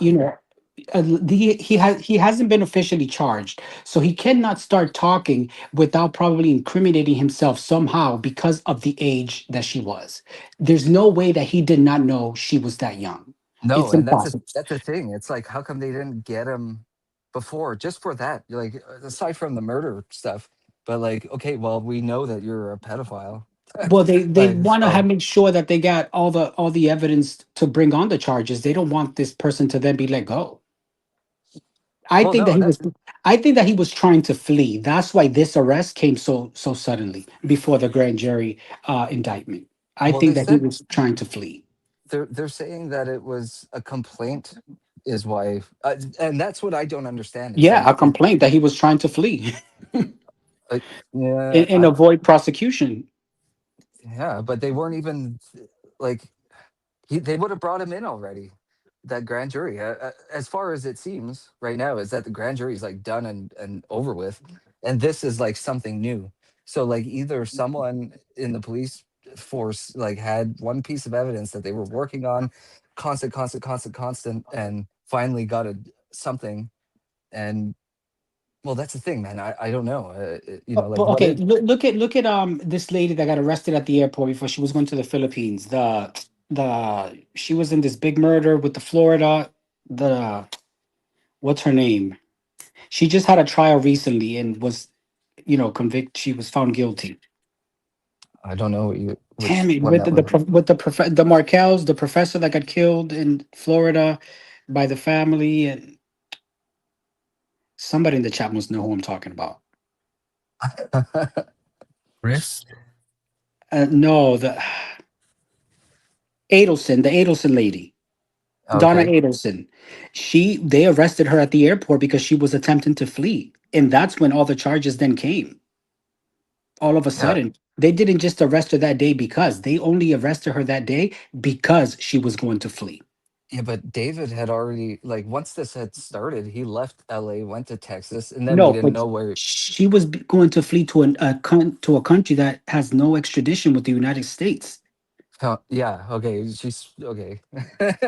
Him I the don't know. bone. I think it's a little different with David, because like, I think and that's the main operative here, is like thinking, like, the guy, he had nothing to worry about. He was going back and forth. I don't know how long he was staying in LA recently, but like, I don't think that it was a complaint that he was gonna flee. There was a complaint of something. So like, what is this about, and how is it going to uh you know I really think that there's a distinguishing line between what has been being worked on and what this is about. And I think they're gonna try to, maybe, you know what it is? He's probably online talking to other fucking younger children again, or something like that, and they got him. They're like, okay, well, now we have this on you, which coincides with But Celeste but being a young okay, person. but would that warrant an arrest all of a sudden, or wouldn't that just serve as more evidence to the grand jury? No, I know. I think it. Well, that's the thing. I want clarity on what this complaint is. Like, like, what is their not the term. What is their definition of complaint? Because it sounds like he was making a hell of a lot of noise, or he's got a complaint after him because he keeps telling his neighbor he's gonna fucking kill them, or something. Like, this guy's unhinged, so they have a complaint filed on him, and they go and arrest him. And knowing what kind of things he's already being accused of, they send, like the whole. I thought they were gonna shoot. He could have fucking farted wrong when they were arresting him, and they would have fucking sicked the dogs on him. Those dogs, man, they wanted him. Fuck, and he was just like all nonchalant. It's just a little weird, like, and you could tell there's like body language is not a viable thing to rely on, because body language is too iffy. It's been proven now. But like the guy is arrogant, and he's been built up way too much, and I think that shows that he probably did one or two or many wrong things, or continues to do wrong things, because he thinks he's above, like, even though he was like, his lawyers had probably told him to keep quiet of everything, but holy shit, that was a long fucking time, man. You couldn't at least come out and say like, like, until I get my day in court to tell everybody what's going on, like, I do want to send love to the family, and leave it at that. It's something. It's something. It's not the You best can't, thing. because it can then be used against you in court. Then you're putting out a narrative. So First Liberties podcast shared with us the legal definition of a complaint is a formal pleading to a court to begin a case. What is that? Finger red number 1? Oh, the foam hand. Like, what? Okay. So, okay. That means that there's an investigation. That's what the complaint is. Yeah. Well, what it means, they're ready for him. It's not the grand jury part that we've been kind of hearing about. I'm pretty sure that this is like his trial for something. So they have something. Somebody has something. I don't know if it's from the grand jury, but somebody has something. The LAPD definitely has something, which was more than enough for them to go to a judge and say, look, hey, we got this information and we want you to sign this, for probable cause, so we can go and get this guy. Yeah. And I think that what that was, it was him fleeing. We have reasons to suspect that he is going to flee and avoid prosecution. And the judge can sign it on those bases. I think that's what happened with Donna Adelson. That's why they arrested her that day. So let me share with you guys something that somebody sent to me too. This was a comment that was left under a video on YouTube, but let me make sure that I find it, because when I read this, I thought this was hilarious. Where is it at? All right, you guys are gonna have to keep talking until I find it, because I thought this was. Give your dog a bone. Give him a treat. I know, right? Let me see. Hey, Abraham. Huh? I said, give your dog a treat. Oh, I gave him. He's already got 2 already. He's celebrating because David got arrested. Fuck yeah. I'm gonna try to steal my cat. Anyway, I think the comment mentioned something along the lines of David was training with somebody in the house to be prepared to fight off law enforcement if they entered. Oh God, I don't believe that. Yeah, I don't believe that either. He weighs all about like 120 probably. Those cops are like 3 times his weight. I don't even understand the logic in that. Like, yeah, what would be the purpose of that? No, I think he was probably working on something, a project for someone else. Like I said, his name might be shit, but you pay him $50,000, he'll write you one of his shit songs. I'm not listening to it. Are you? Dude, I don't think I've ever listened to any of his songs. I'm so well. Look, like I'm a big Prince fan, and I said it before, and someone was like, "How could you compare him to Prince?" And I was like, "I'm not comparing him to Prince, but look at this. Like, he's a young kid. He's obviously talented. He's not rapping. He's a black kid, and he's not rapping. Like, he has so much potential, and this murder, kind of shtick thing that he was working on. If he didn't do this, everyone would be saying, "Oh, that's really cool." But since he did this, it's like, oh, you kind of shit all over it. And then you get a lot of people that are coming out, and it's like they say the satanic panic all over again. Like, oh, Satanist stole my baby, and drank its blood. I'm like, like, no, dude, it's one, bad banana out of the bunch. Sorry, like, I want to see that. And I was like, this David guy, oh, this is interesting as a musician. I'm like, this is fucking cool, like a songwriter. Yeah, out, I may you not know, like his music or be a fan of it, but I mean, there's something there because obviously people liked it. So I'm not going to discredit that. it was working. But the thing is it didn't come from the artist himself. He's manufactured, this guy. You know, like they manufactured him into, like he couldn't even put out his record because they didn't like it. So he had to like rewrite it, and then that didn't work. And then he finally came on this sort of, he came upon this subject. You know, like he created an alter ego, which is cool. You know, like, and all this stuff, and it's all really cool. Sorry, David, you ruined it. You know, like, and then I feel bad too because I'm looking for that in music because music today is not that great. Country music sucks. You know, like the rock stuff is not good. You know, like not there's no like meat and potatoes anymore. And like someone that's actually like, you know, pushing a boundary sort of. I keep comparing him with Alice Cooper. You know, like because of the death thing. You know, but Alice did it proper, and he was actually the preacher's son. David is, you know, like comes from this religious background, but I don't know, man. Like, I, I don't know. The son of an attorney, isn't he? Yeah, I thought, and is his He's a mother in the church? That's church work. litigation consultant, if I'm not mistaken. Not necessarily an attorney, but I just want to let everybody know, give everybody an update that David is now in the system. We're looking up the sheriff's department's jail roster, and he is now on here. So you can see that his inmate number is 7221640. We got David Anthony Burke, male, black. Charge level is a felony. He weighs 125 pounds, you guys. I was close. You guys, David weighed just as much as Celeste did before she died.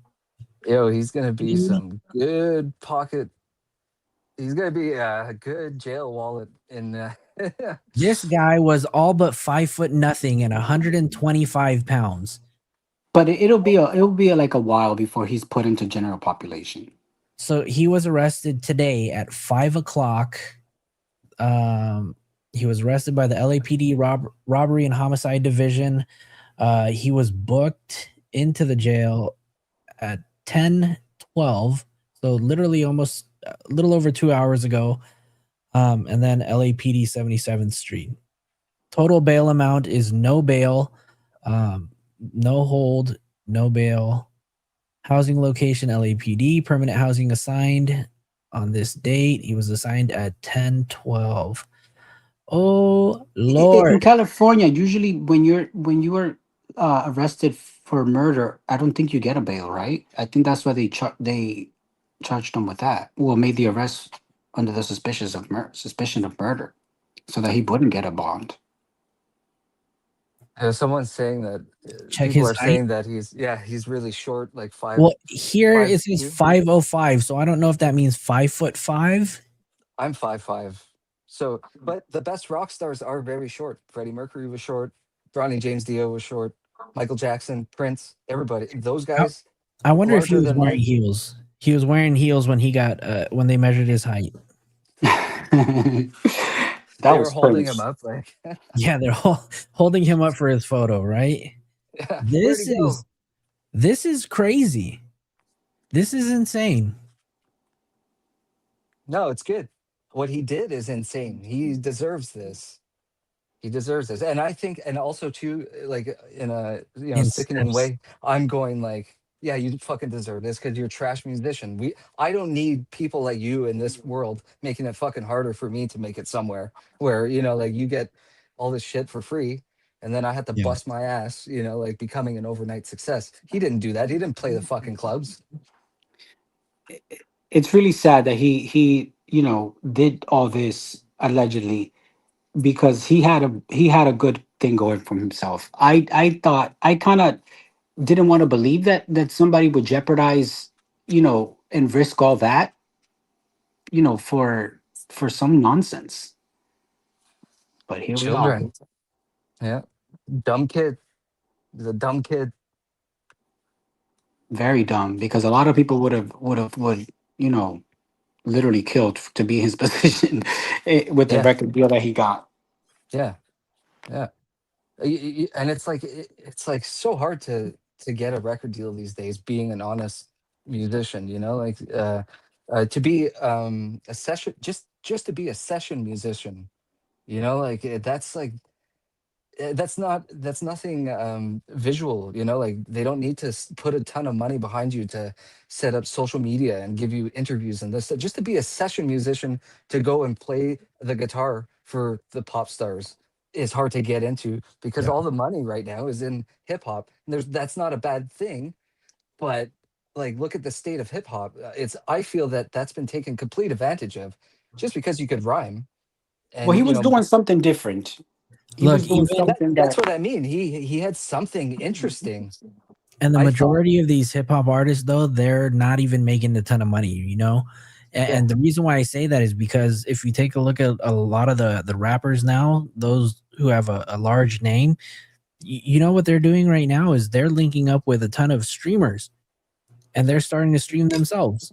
Yeah, well, Because look at Coachella. Like, people were there was someone saying, like, I think it was Sloan. I was watching a video that he was like, oh yeah, I went to Coachella, and like usually, you know, like the people that are playing the show, like you're let's say Sabrina Carpenter or whatever, you know, you're seeing an artist and they'll bring out another musician, but it seemed like they were all bringing out like actors and actresses, and it's like, the fuck are you doing here? You don't play music. Like, yeah, okay, it's nice to see, you know, Will Ferrell, but like, it'd be cooler if you maybe brought out Stevie Nicks or something and sang a song together. or why would just they bring out an actor? I don't, because everything is very visual these days, and it's been leading sort of up to this, starting with MTV. You know, like, it's very visual, but the thing is like, the music was good and it stayed sort of in the world of music. Not a lot of artists went and turned into movie stars, but a lot of these artists, a lot of people don't even really know their music, but they know who Sabrina Carpenter is. She's, you know, fucking sexy. She's a Scientologist, but she's sexy. But I don't know one song of hers, you know, Me like, either. Oh my god, she's a Scientologist? I forgot. yeah, dude, they infiltrate everywhere. Oh, tell me I didn't about it. know that. Yeah, man. Tammy says, I think it is for child abuse of one of the girls that she had receipts on. Very possible. That who had receipts on? That one of the victims had receipts on. But again, but wouldn't they just have presented that to the grand jury? That's what I mean. I feel like this, like, it's still involved, but I think it's something completely different. Well, so remember one of the last tweets that SF put out, I think it was in the interview that he did with Ashley Banfield. He said that one of the minors went to law enforcement, but they kind of just like didn't really do anything about it. They said that they'd get back to her, and according to SF, they haven't gotten back to her.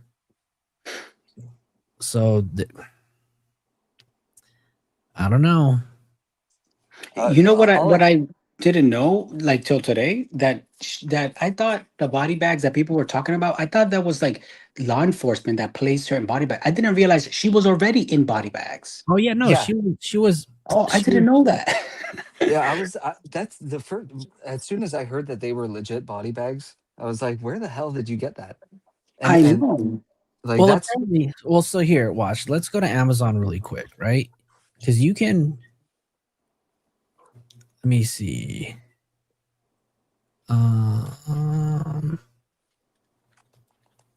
You can actually buy cadaver bags on Amazon, and they're not expensive at all, right? So this one looks fairly similar to the one that was found.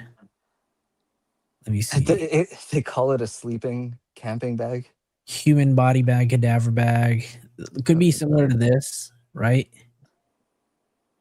Something like this.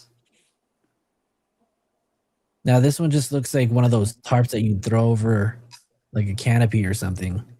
But Alien babies, you know, they sell them, you know, in case you want to commit a murder or something. Amazon's got everything, dude. Like, who the hell's buying body bags? That's crazy. look, the only body bags that I've ever dealt with have been white. And when I tell Yeah. you, like this one right here, right? And I have placed Out of all the stuff that he may have ordered, this is the weirdest. Like this is the one I'd put emphasis on. Like not well, the If I ever go to a friend's house and I see a body bag, that's my cue to reconsider that friendship and leave. hey man, maybe they're just like they just want to, Well, do a little look, murder on you. he was an Well, artist though. He could have been using it, wanting to use it for a music video, right? He had coffins and caskets. Could have been a sex thing. then wouldn't that have been delivered to the studio or something? It should have, right? But it wasn't. But also remember, keep in mind, right, that the burn cage was delivered to his house, and apparently the name that was on there, so it's a real name, but it's not. It wasn't anybody that lived in that house, and I don't know. I can't talk about it. You know how you were mentioning like the stuff about the house not being in his name? That's perfectly normal for stuff for artists that are up and coming. Nothing is ever under their name. Oh yeah, 100%. David is guilty. Says, what kind of singer brings out a casket at all? Though I don't know. Did you see Iggy Pop? Man, at the end of there's a video out there. At the end of his show, they're playing this song and they're all bopping, and they bring out this casket, and Iggy gets into the casket, and he like looks at everybody, and it's the end of the show. They're gonna bring him out on this. He died on stage, like so. But all of that. He closes the thing of the casket, and then he just like peeks out and waves to everybody in the audience. So like that's another thing. It's like this stuff that puts like an X on like all the showmanship kind of stuff. It's supposed to be you getting out of your normal. Don't go to a concert and see the guy living next door. They're supposed to look crazy and nice and dead, like and all this stuff. What sucks is that it was him that did it, and he killed this young girl. So put the emphasis on him being a piece of shit and not on what artists do live or sing about and all this stuff. Well, that's part of his shtick, no? The morbid and the casket and all that. Yeah, and it was cool until he actually fucked it up. I don't know. I think maybe if it wasn't him, then it was somebody who had access to his car and he. But I don't know. That's just like can somebody really be that dumb to put her in your damn car? Well, I mean, regardless of how long she was in that car, yes, he's that dumb to have her dead in there in body bags. So and then leave the car just laying around there like it wasn't going to be found. That's where I'm like, someone was supposed to come and help him, and they didn't. And they didn't, yeah. So, but I mean, like, I don't know if anybody is stupid enough to leave a dead body in their car for so many months there. But I mean, just to have him, in the car one day, yeah, he's definitely stupid enough to do that because he obviously did it. Okay, but when was the car parked there? July 29th. And when was it towed? September 5th. So it was out there for over a month? So remember, July 29th to when her body was discovered, it was a total of 41 days. 41 days. Jesus Christ. From when it was towed? No, from when her body was discovered. So what? 38 days. From July 29th to when it was towed, which was September 5th, would have been 38 days. Hold on. But when isn't there video of the car being moved and then these people like going on a bus tour or something? Well, there is video, but it hasn't been made public. This is all per reports coming from Steve Fisher, right? And that was when the car was placed there. July 29th. July 29th. Okay. And then wasn't it moved once before it actually got towed? Like one time after that? I think I have the documents. Let me see if I can pull that up really quick. Let me see if I can find it. You know what's crazy is that there was two bodies in two different cars, and they may not be connected, but I have not heard one thing about that other body. And that body was discovered the very next day. Which one? That second body. I thought it was on the same day. No, they're one day apart. Oh, okay. Still, Yeah, that's really September ironic. 9th was when when the second body was discovered, which was very, very odd. Yeah, it's like even if it's not connected, it's kind of like, but also we have not heard anything. Nothing at all. Nothing. Yeah, really, really weird. Trying to find the document.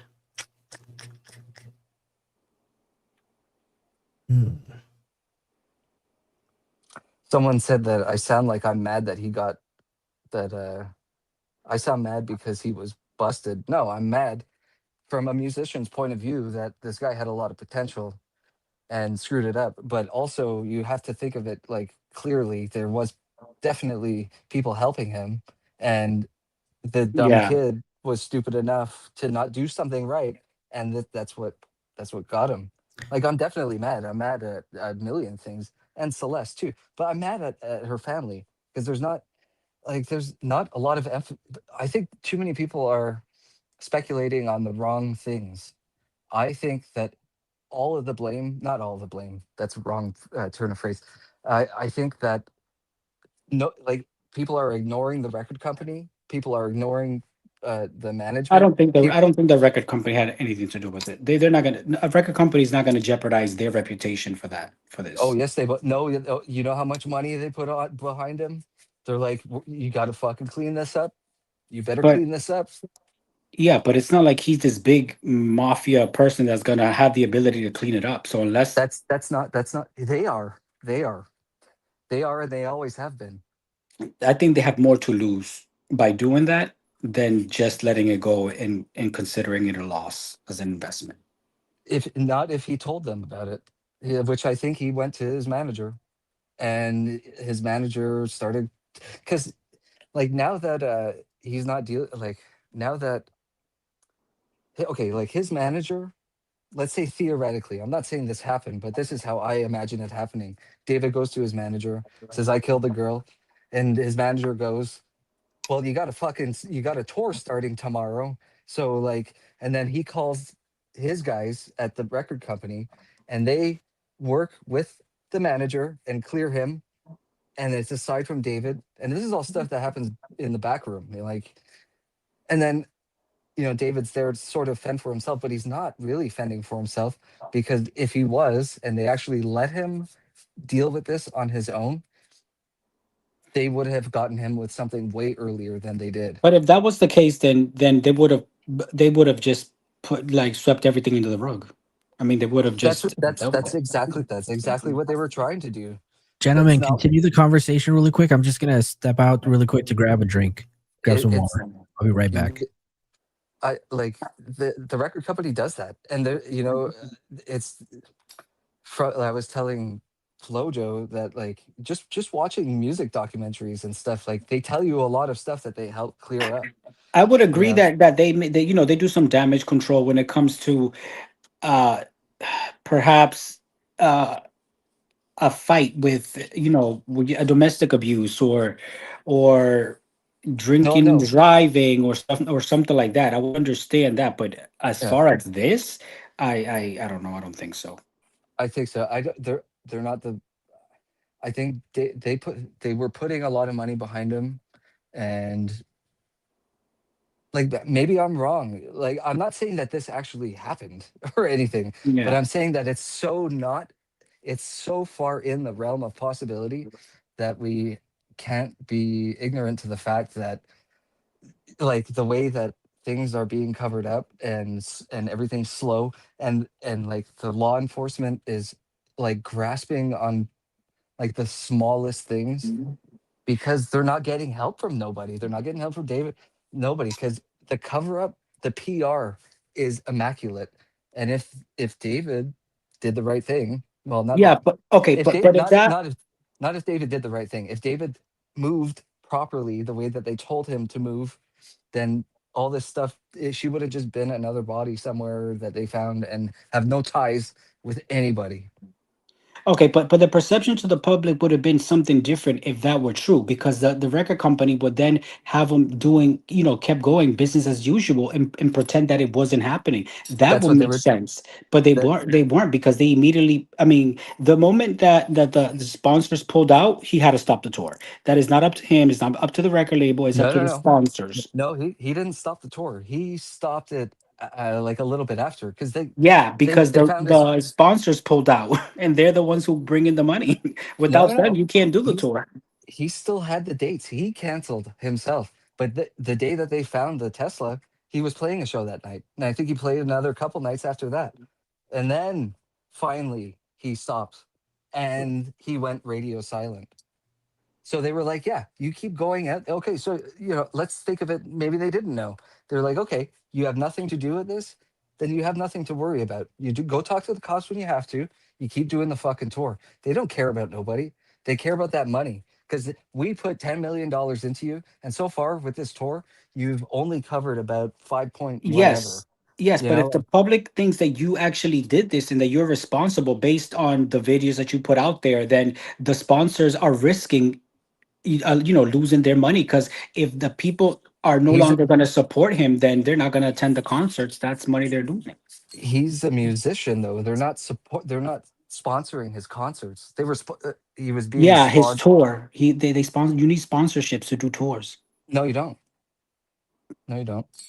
I You mean, Well, you you it get sponsored. depends, right? I mean, you You get can. sponsored. It looks better when you have Budweiser sponsoring the tour, but you're already out on the tour, and they go to these people and say, "Hey, ZZ Top is going out on tour. Does Jim Beam want to sponsor the American gigs?" Because that tour is still going to come to Canada, and Jim Beam's not going to sponsor that part of the tour. Well, we don't know. I mean, who he had sponsored, right? I'm sure he had some sort of backing with maybe Fortnite, right? Because those were some of the bigger platforms that he was on. I don't know if YouTube ever sponsored anything that he did, but I think the tour that he did, he had enough pull to do it on his own, right? He had enough to play shows. He had enough pull, from the younger generation to do this concert without having any sponsorship. So Yeah, that too. It's like it's hard to kind of think of it because he's not playing for like younger adults and older. He's really on the radar of these younger kids, and these younger kids are being proven to keep secrets, obviously, with the fucking Roblox and whatever bullshit and these weird, fucking people that are targeting them. Like how fucking sick do you have to be to do that shit? You know? I mean, the music industry has a ton of secrets that we'll never know the truth behind. Oh no, not that. I mean, like the people in Roblox targeting kids, telling them to kill their cats and shit on camera. Like for what? That's weird. That's so weird. That goes a little bit deeper. I mean, it probably started on Roblox, but it goes deeper, traces back to that group that everybody's been talking about. That three. Yeah, no, but I'm saying like it's hard. It's not hard now. It's easier to realize that this guy was bigger in a age demographic that we didn't know about it, considering of all this stuff that is coming out about these games that they're playing and stuff like that, and it's really part of that culture to keep it quiet. And you could join this Discord or this whatever. Show me a picture of your underage boob, and then kill your cat. If you want more Roblox, kill your cat on camera, like commit suicide, like what the hell? Yeah. Ozzy wasn't telling you to go kill yourself. Never did. Let me make sure that I shout out people who supported the channel because I don't know if I did, but Veronica became a member of the Inner Circle, so welcome. And then I don't know what to put here, so I put this name. What is a super chat of £2? So thank you for that. And then Sasha donated a super chat of £9.99. So thank you for that. Thank you for supporting the channel. Woo, you guys were on fire tonight. Tonight was crazy, you guys. Tonight has been a show. Go ahead, Brandon. Oh no, someone's saying that Ozzy glorified it. He never did. Go listen to his albums. If anything, when he was in Black Sabbath, he glorified doing drugs, and I think he should do drugs too. Sorry, like they're great. Go make some music, write about the real world. But he was a Christian, and always sang about Christianity. And he never sang about killing you or anybody. He sang about things that could kill you and to fight those demons. But no one understands because no one actually puts these records on. They just go, oh, it's evil, it's bad. It's not. It's not. The most holiest people that are preaching to you from the TV are evil, not Ozzy. Fair point. Fair point. You guys, do me a favor. Someone is asking where he was arrested in a house in LA, some house. So I think the people of the Reddit world have identified where. Let me see if we can find it. They said that he was on Marmont Street, and I was wondering if that was close to Chateau Marmont.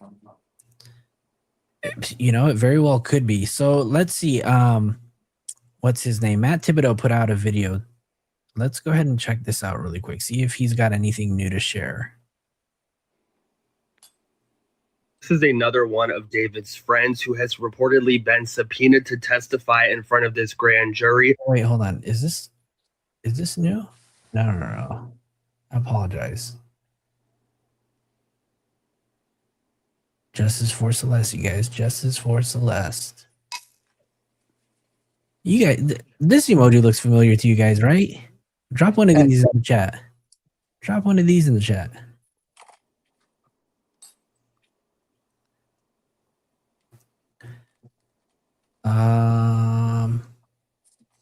Looks like the house has been identified.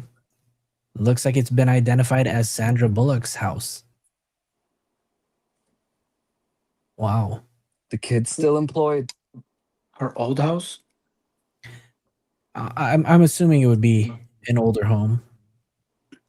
Maybe not her current place. Obscure my view from the gate.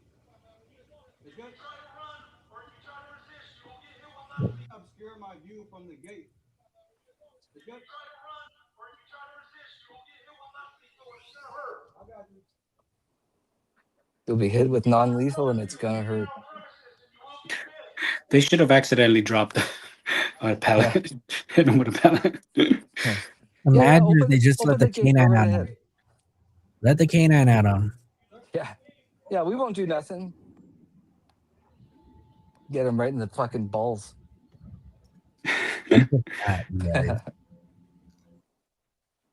We wanted this to take place the day after her body was discovered.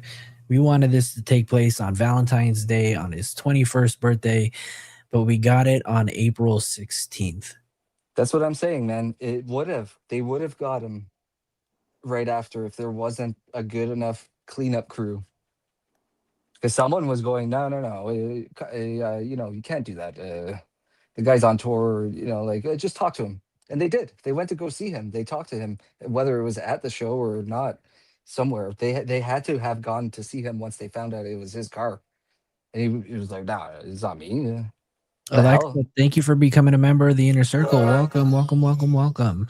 Obsidian, you're still awake. Oh my God, Obsidian, you are. Uh-oh. No school tomorrow? Type a 1 in the chat if you guys got work tomorrow. Who's got work? From a mansion to a cell, says David is guilty. Felicia's got work tomorrow. Hey. I really don't like that StreamYard does not show custom emojis. This is not cool. StreamYard's got to fix that.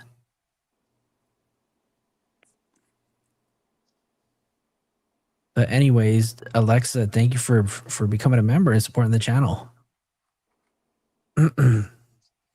So, who else could be arrested? Who are some potential other whoever moved that car?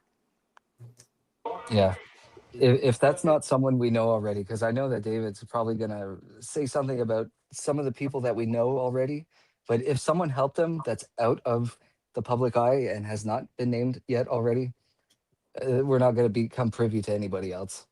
Not saying that there isn't, because I think that someone definitely helped him. I don't think that it was that circle of friends that he had. I think they were just, you know, the regular hangers-on that were trying to get a deal somewhere here and there and saying, "Oh, I'm friends with David," going to the parties and whatever. But whoever fucking helped him, I you think it know, was a close friend. It had to have yeah, been.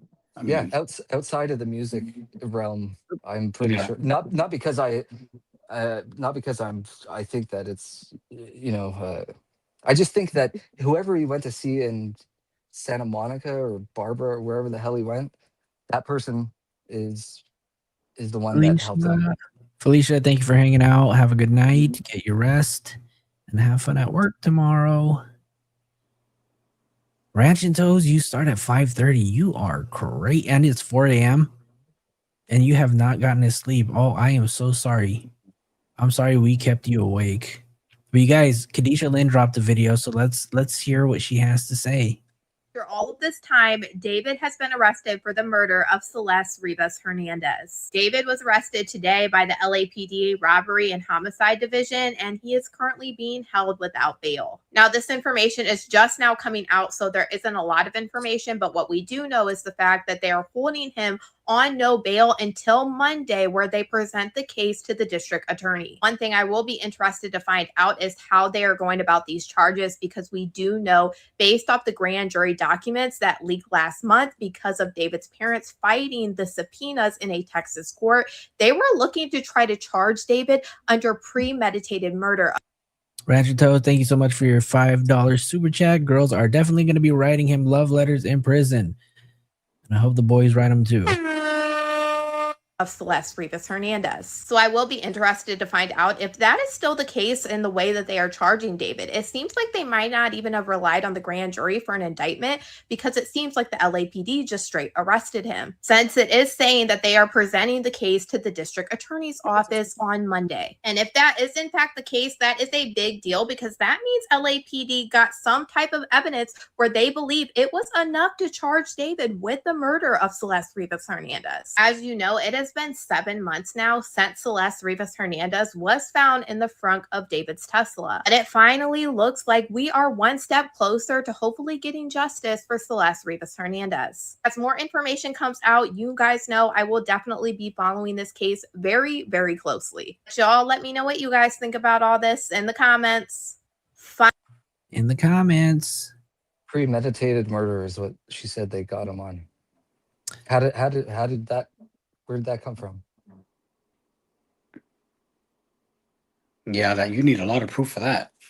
Yeah, all we got is the complaint and his admittance to jail.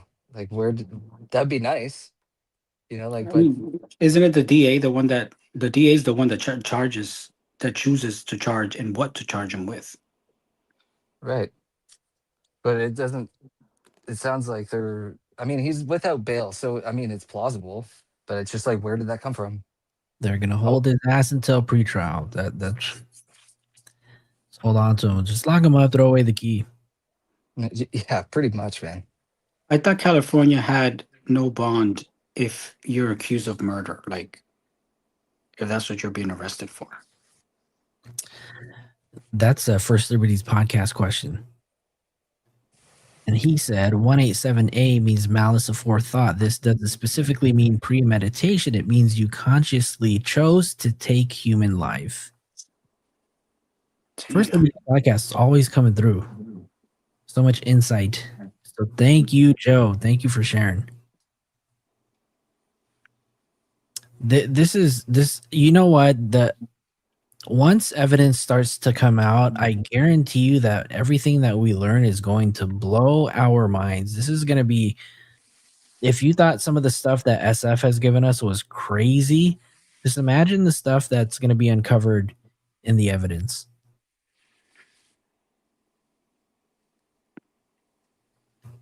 What do they have for evidence? I mean, it sounds like they've been trying to build something on not hearsay, but a step above that. Were they like, they took all of his electronics and stuff, like obviously they cracked it and they were able to get through it. They would have had something. They would have. That's what I mean. They would have grabbed him a lot earlier. Like, so what is, like, it's really confusing. Yeah, They want to get him, but Like they got to really. This is gonna be like a magical trial because Diddy, they had shit on him, and it's crazy. So first celebrities podcast, because this abrupt arrests have come from him trying to flee.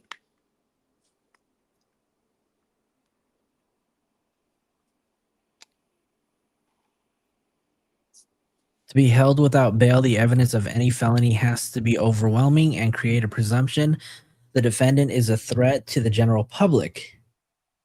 Like Sean Combs. Yep.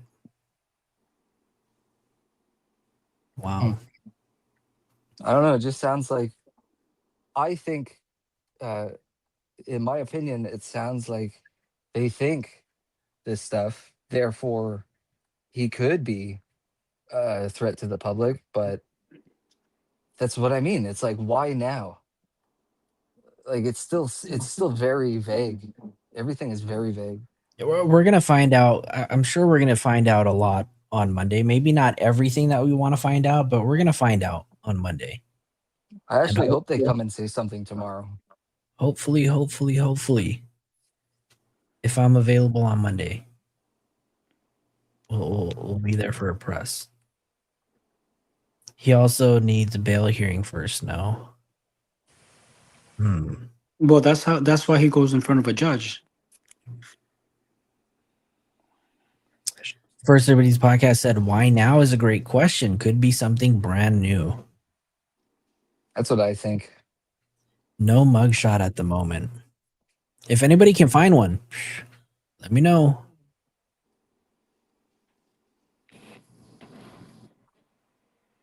I would love to see his mugshot. I don't know. I'm kind of sick of seeing his face, dude. Like, he's getting a hell of a lot of, like, his stuff is selling a lot. And that's why I'm saying, like, he's still employed. Because, his stuff is selling a lot because people still like it. Whoever's hearing it, someone obviously is liking it. So he's still got worth as a, not as a performer himself, but as a background something. He's good at something. Maybe it's not writing songs. He could have been working with someone on how to be better at Fortnite or whatever the fuck. I don't know.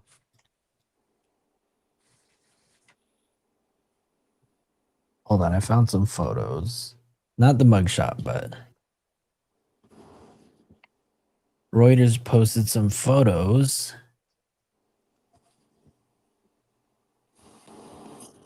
This is interesting. Wow.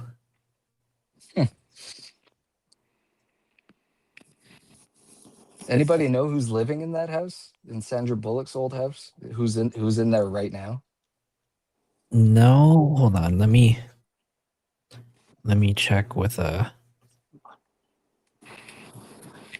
some people, see if they have something.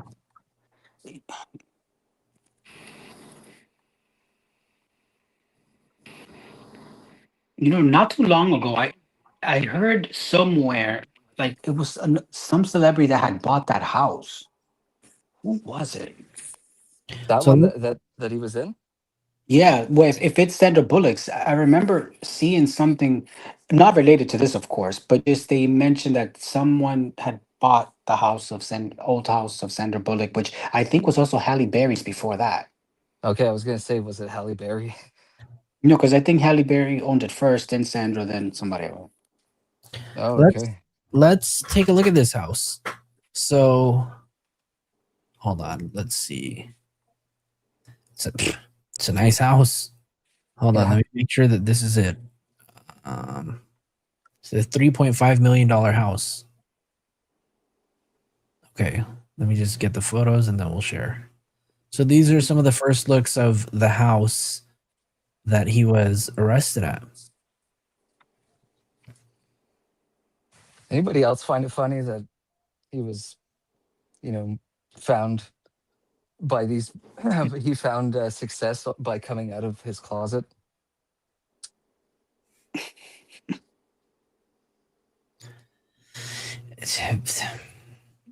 This is a nice house, though. Shit. A nice house.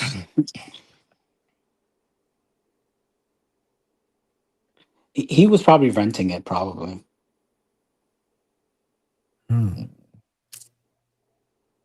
Who are the owners? Let me see.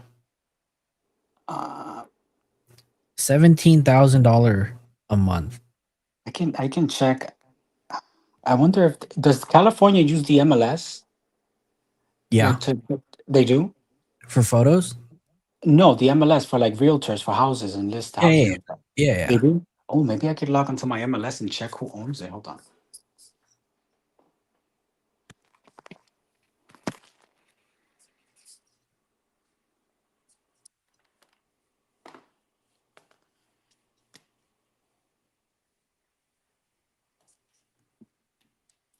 He's pretty bum. He's baby.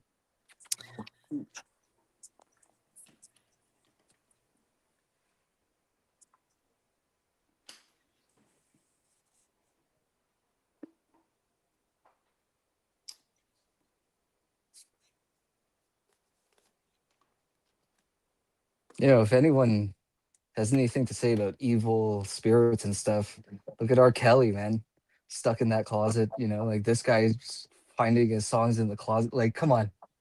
You know, like maybe that's the real evil of you know. That's anyway, whatever.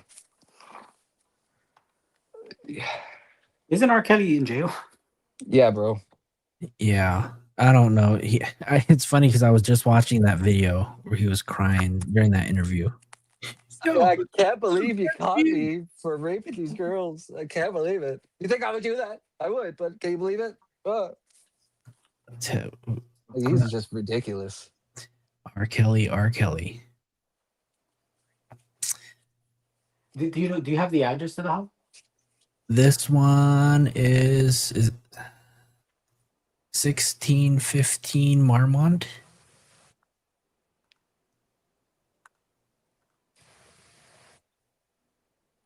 Nice house. Jesus.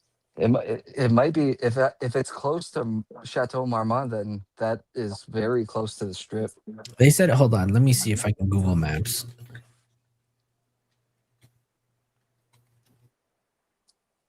Yeah, it was weird that he was making music in his sister's closet. Like, what the fuck? Like, I wonder if his sister like ever came home and taking a nap, and then all of a sudden she's like, "What the fuck are you doing in my closet? Get the fuck out of here!" Wasn't he in there like for the acoustics though? Probably. He was in there, yeah, he was in there for some reason, one thing or another. Yeah, Obsidian said, I thought it was always weird. He always talked about making music in his little sister's closet. Yeah. Yep. He always talked about it in every interview, right? Yeah, that's a little weird, bro. You know, like you just hang out in your sister's closet, dude. I can't even go into my sister's room. Like, did he not have his own closet? There's too many skeletons in his own closet. Yeah. Let's see. Hold on. So 1615 Marmont. Oh, this is it, for sure the location. So, wow, this house is literally right off the Sunset Strip. Yeah. Yeah. And the Chateau Marmont is like super famous. John Belushi died in there. Marilyn Monroe had a room in there. That's where her and JFK were meeting up. So here, let me just share this really quick. So here is the Chateau Marmont, and this is the location. This was the house. Holy fuck. This is literally, I mean, you can consider it walking distance.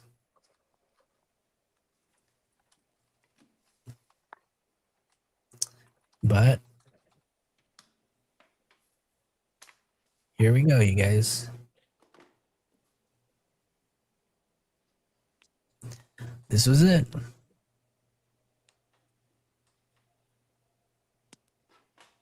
This is crazy. The one he was arrested from? What's that? That's the one he was arrested at? Yep. So here, let me see. That looks like a horror movie house. Like, So if you see this photo right here, I don't know how much you can. Damn, people on Reddit are undefeated. These people are crazy. Hold on, let me see. I have some people on Discord sharing some photos. So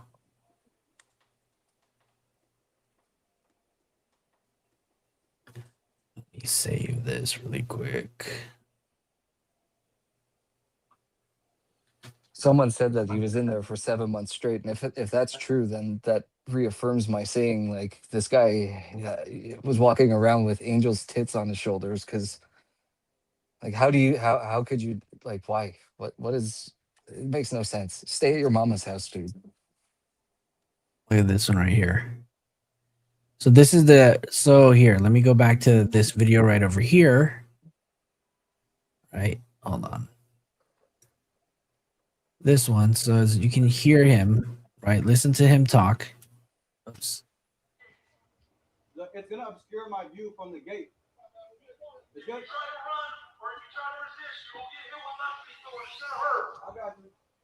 I got you.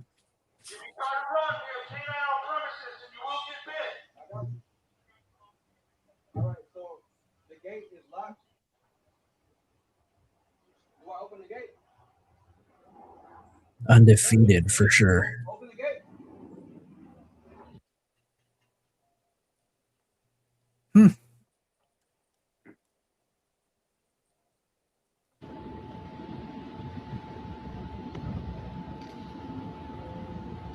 And so this is the gate that he was talking about.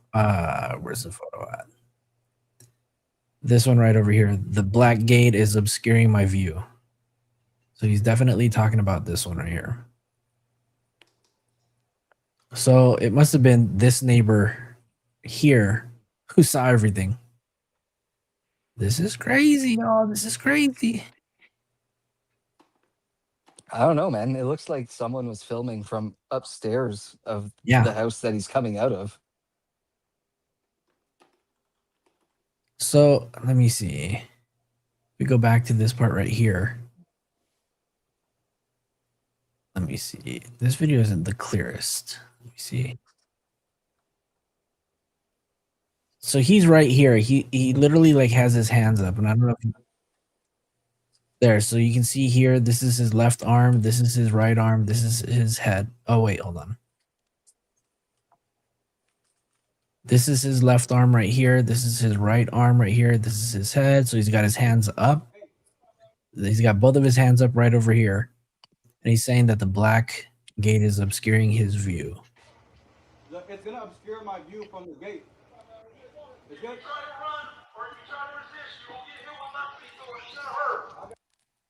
And then Iraq, thank you for your $2 super chat. Thank you so much. Why was he homeschooled? That is a question that a lot of people have been wanting to know for a long time. I don't know if it's something that happened when he was in New York and then when he moved to I just saw First Liberty's podcast about the jail socks. I don't know, maybe something happened in New York and his parents just thought it was a good idea for him to be homeschooled. Why? I don't know. I mean, he wasn't famous then, so let me see if I can get a better video. Okay, I don't know. This one's not any better. See this one right here. Let me. I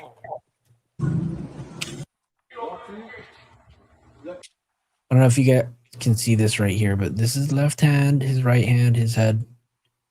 It's gonna obscure my view from the gate. The gate.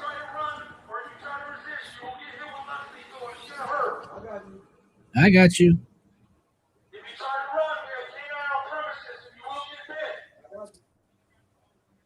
All right, so the gate is locked. Do I open the gate? Sir, open the gate. And then we have this video right here. You guys remember this one? Coming Melly in the town. on the pavement. I'ma shoot him where he laying. I'ma shoot him while he down. Make his body hit the ground. I'ma murder all my friends. Call me Melly in the town. I'm not getting indicted.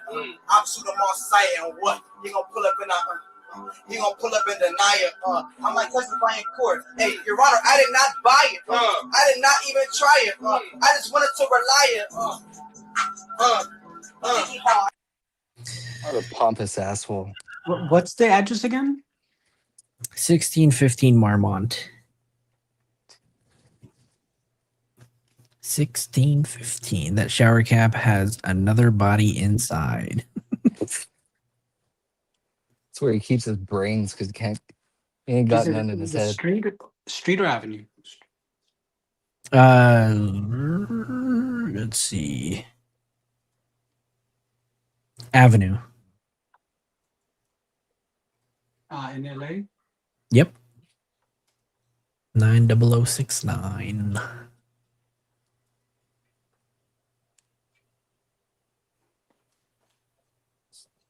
Oh, here is this view right here of that gate.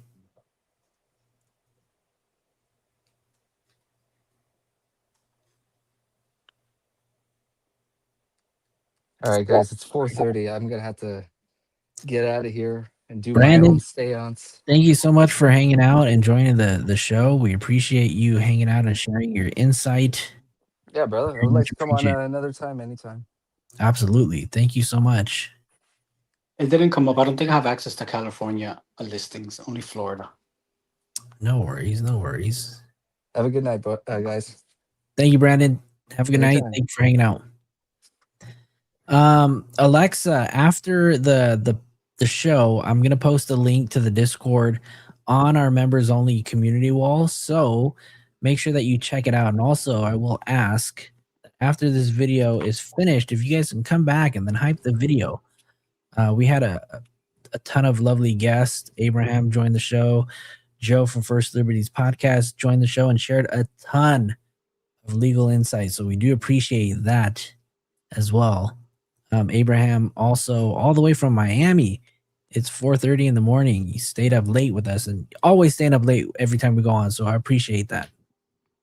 And for now, I think that's going to be it. You know, we've been on for going on 4 hours, and majority of you guys have been here since the beginning. So I do just want to shout out everybody that supported the channel: Ranch and Toes, Coco Mom, Ronan, Preacher, and then I rock Cindy Lean. I don't know what to put here, so I put this name: Sasha, Alexa, Ranch and Toes again, M. DeBose, and then I rock. All of you guys, crazy day. Thank you guys for supporting the channel heavy today. Means a lot. It means a lot, you guys. And I do apologize because I haven't done a stream. I haven't been very active just because work has been crazy, and I'm just trying to catch up. In fact, after this, I'm not even going to sleep because I'm teaching my first CPR class tomorrow. I just got certified as a BLS instructor. So I'm teaching my first set of classes. So I need to make sure that I learn this lesson plan and this curriculum so I can teach. So anyways, that's going to be it for me tonight. All of you guys that have stayed here the entire time, thank you guys so much. Oh, Abraham left, but thank you, Abraham. Do me a favor, guys. Like this video. Hit the subscribe if you guys haven't subscribed already. We're 10 subscribers away from 1,600. So I appreciate it. Justin, you just woke up. But yes, we have just received some of the biggest news since the creation of my channel.